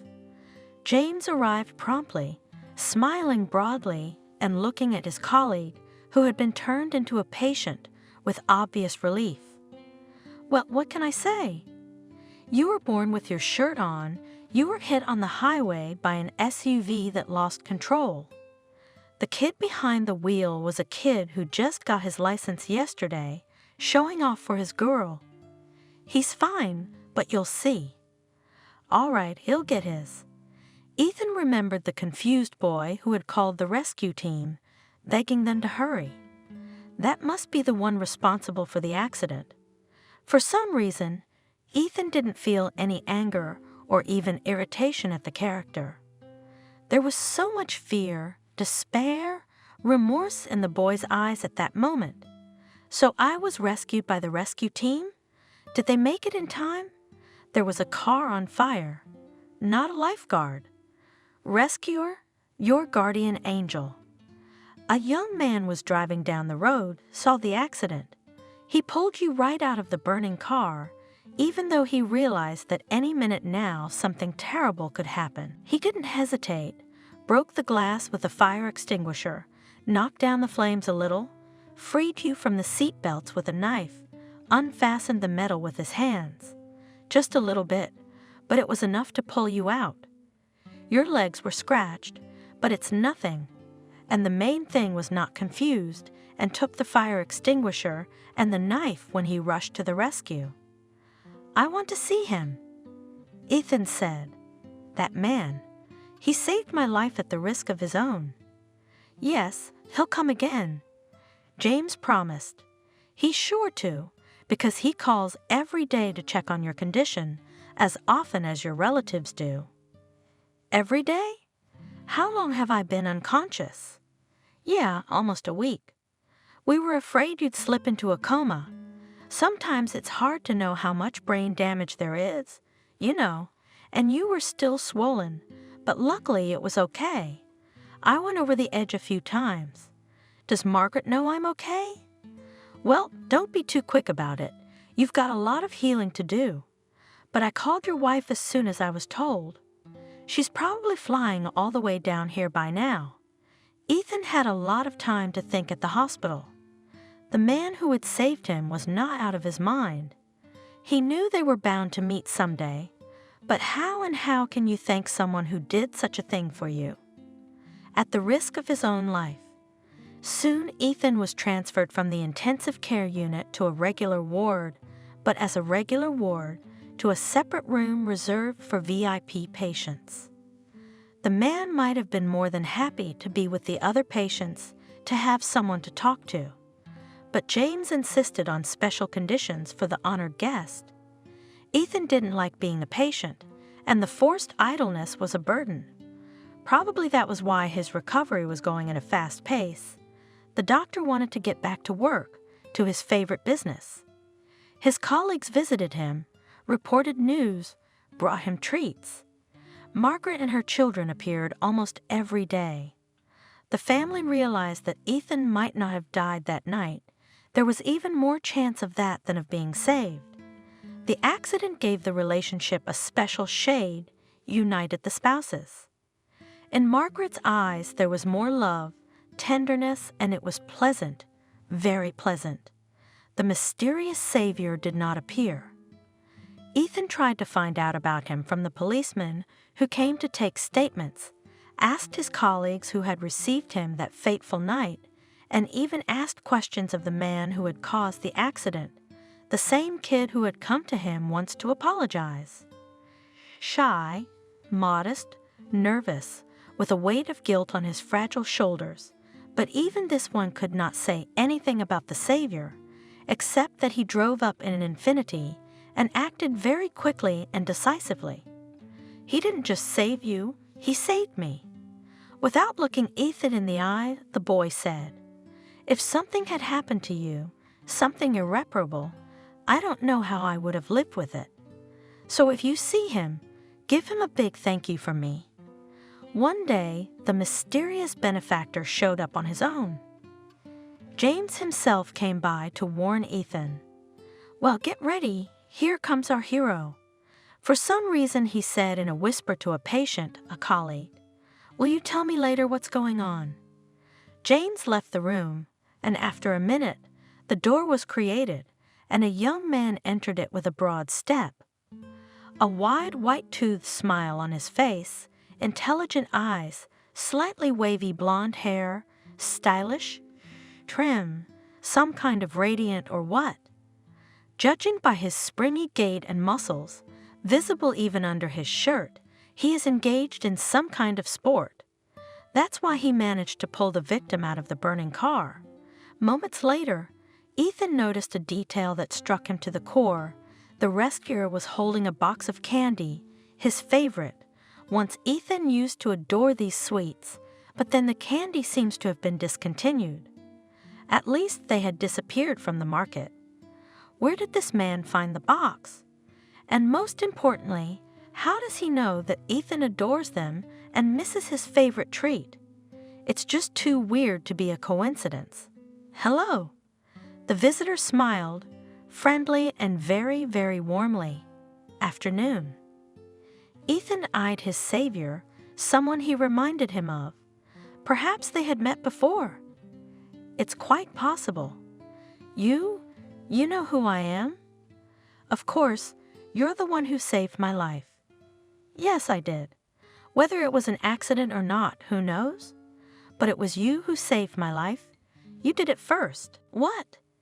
Ethan was trying to remember where he'd seen this man before. I don't understand. You don't remember. The young man concluded and smiled. That's not surprising. The last time I saw you was when I was just a kid. Daniel?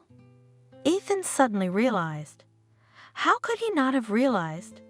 The eyes, the hair, the intonation. Of course. Daniel, is that really you? Yeah.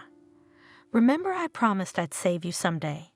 You see, I kept my word. Tell me, what happened to you then after you were discharged? Ethan asked. He was really interested in the fate of this orphanage boy, whom he had once seriously thought of taking into the family to bring up as a son. It turned out that Daniel was accepted to study at the very design center, where Ethan went to bother about him. Here, the boy's talent was immediately noticed and appreciated. With him engaged in the best teachers, his work was sent to all sorts of competitions, where they steadily took prizes. Daniel gained a certain popularity. Thanks to this, he was somehow respected in the orphanage. By the end of school, Daniel received several offers from the best architectural universities in the country. These institutions provided him with a dormitory and a scholarship just to get the coveted student. Daniel chose New York. Teachers from the Design Center, which had time for years of study to become a boy, almost native, said that there he has a better chance of success, and so it turned out. While still a student, Daniel became an employee of one of the largest architectural firms in the country. He started earning so much that within a year, he was able to save up for his own apartment, and then more. Daniel graduated from university and became the head of his department. His life changed completely. Money, expensive things, trips to expensive resorts. Daniel did not deny himself anything, and it was just wonderful. But most importantly, the guy was doing what he loved, what he really did well. Daniel enjoyed both the work and the result and felt really happy. Daniel never for a moment forgot about the person who first showed him concern. He knew perfectly well that Ethan had saved him twice. The first time on the night of admission, when he had refused to leave the bedside of a heavy patient and had noticed a seizure in time. The second time, the man had spent all his savings on medication for the orphaned orphan. Without expensive medication, Daniel would not have made it. The guy was clearly aware of this, but the doctor did not limit himself to the fulfillment of his official duties.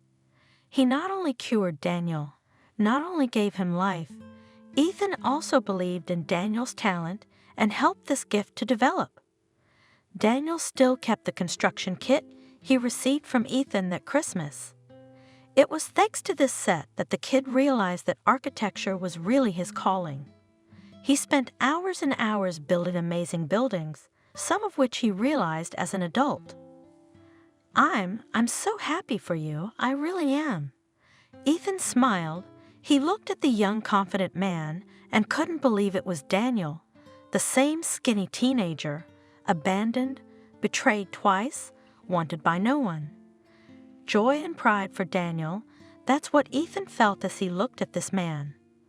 Wow, he became such a successful architect, but most importantly, Daniel grew up kind, brave, determined, ready to help others. I always remembered about you and about my promise to help you, followed your fate. It seemed unfair to me that such a good man, a wonderful doctor, saving lives every day, lived like that. Daniel hesitated. afraid of offending his interlocutor, but Ethan smiled and finished the sentence. Lives in poverty. Well, almost. Wait, are you the mysterious sponsor who renovated my department? Nodded Daniel. I was literally pulled out of the grave in this ward once, and I wanted to thank you, especially since I have such an opportunity. It's my pleasure, really. Wow, I never would have guessed. Oh, and this Doctor of the Year contest, is that you too? Well, it's a state contest. I didn't invent it. And yet somehow you're involved in it. I can feel it. You've always had a very good intuition. Daniel smiled.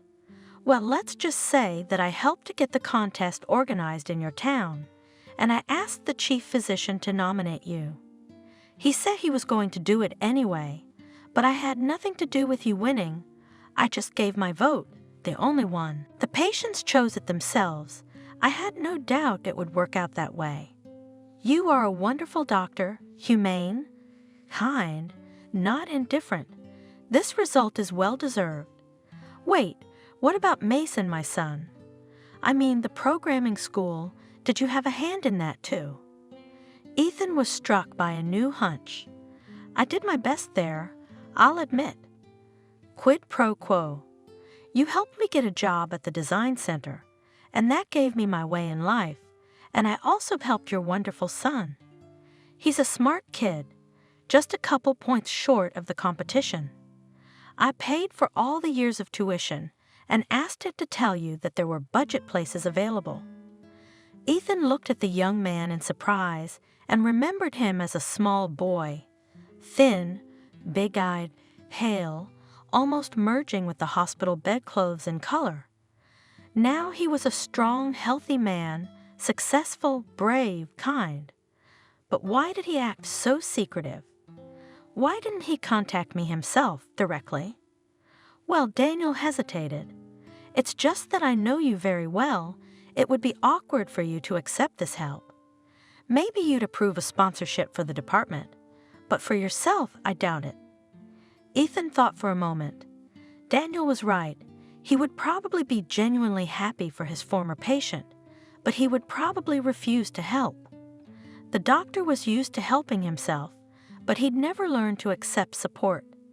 And then there was that incident, the terrible one with you, the accident, and this time. This time it really was a coincidence. Amazing, marvelous, just unbelievable. At the same time as Ethan was coming home from the hospital, Daniel was driving to visit, quite by chance, an orphanage friend. He had just flown from the capital to his hometown and was rolling down a country highway. The accident happened before his eyes. The SUV lost control and literally swept a light sedan into the ditch. Daniel slowly pressed the brake. His car smoothly slowed down. The young architect watched in horror as the damaged car flew downward, flipping over the roof. While I parked, while I grabbed the necessary things, while I ran to the place, there was a fire starting. It was impossible to slow down. The driver of the SUV tried to help, but he was having no luck. He called for rescuers, only they wouldn't make it in time. Daniel struggled to pull Ethan out. He was already unconscious. At that moment, the guy didn't recognize his old friend and savior. The victim's face was covered with blood, but then when the victim of the accident was already taken away, the police came to the scene. It turned out that in the glove compartment of the half-burned car, there were documents in the name of Ethan. I just couldn't believe it. Daniel shared his impressions. It turns out that I really saved you, as I promised years ago. I still thank fate that I was driving behind you at that moment. It's an amazing coincidence. I've been following your fate for several years. I've been by your side. I've secretly helped you in any way I could, and it always seemed like it wasn't enough, and then this. If it hadn't been for you, I wouldn't be here. Ethan nodded. He was reliving the horror of the accident again, the horrible images coming before his eyes one after another, and once again Ethan realized how close he had been to death. It was an amazing feeling. Now the man appreciated every moment of life even more. And again Daniel continued, "If you hadn't saved me then, many years ago, if you hadn't sat by the bedside of the orphanage patient at night, if you hadn't spent all your money on expensive medicine, if you hadn't, after all, bothered with this design center, then you wouldn't have been gone at night either." Amazing paradox of fate. A life for a life, it turns out. Ethan and Daniel talked for hours on end. The doctor was interested in learning as much as he could about the life of his longtime patient and now savior. The guy lived in the capital 4 years ago. He and his wife had a daughter, and then they took twins, a boy and a girl, from an orphanage. In general, the couple helped orphanages and boarding schools a lot, both financially and as volunteers. I remembered what you told me then. Daniel smiled. That time before you were discharged. What do you mean? Ethan shared, but he couldn't remember his admonition. You asked me to grow up healthy, to become a successful person, and to help those who need help. See, I'm good at that. Yeah, you sure are. It turns out that Daniel then fell into the heart of the doctor's words, and his whole life he built, trying to follow this instruction. A complete stranger turned out to be kind and attentive to Daniel. The boy didn't know that such a thing could happen, but he liked it. He liked it very much. He realized that there are good people in the world, and since then, he dreamed of growing up and becoming strong, to be able to support those who are weaker. I remembered you all the time, remembered our conversations, your care.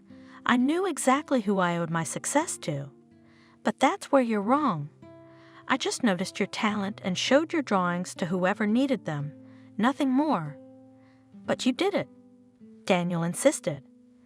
Everyone in the hospital and the orphanage saw my drawings, but you were the only one who decided that this talent was worthy of attention. Daniel left, but it was clear that now they would communicate, go sometimes to visit each other, correspond. There was some kind of connection between them, an invisible thread. Is it a joke to save each other's lives at different stages of life? You can't think of such a thing on purpose. Ethan felt warm and calm. He hadn't felt so peaceful and happy for a long time.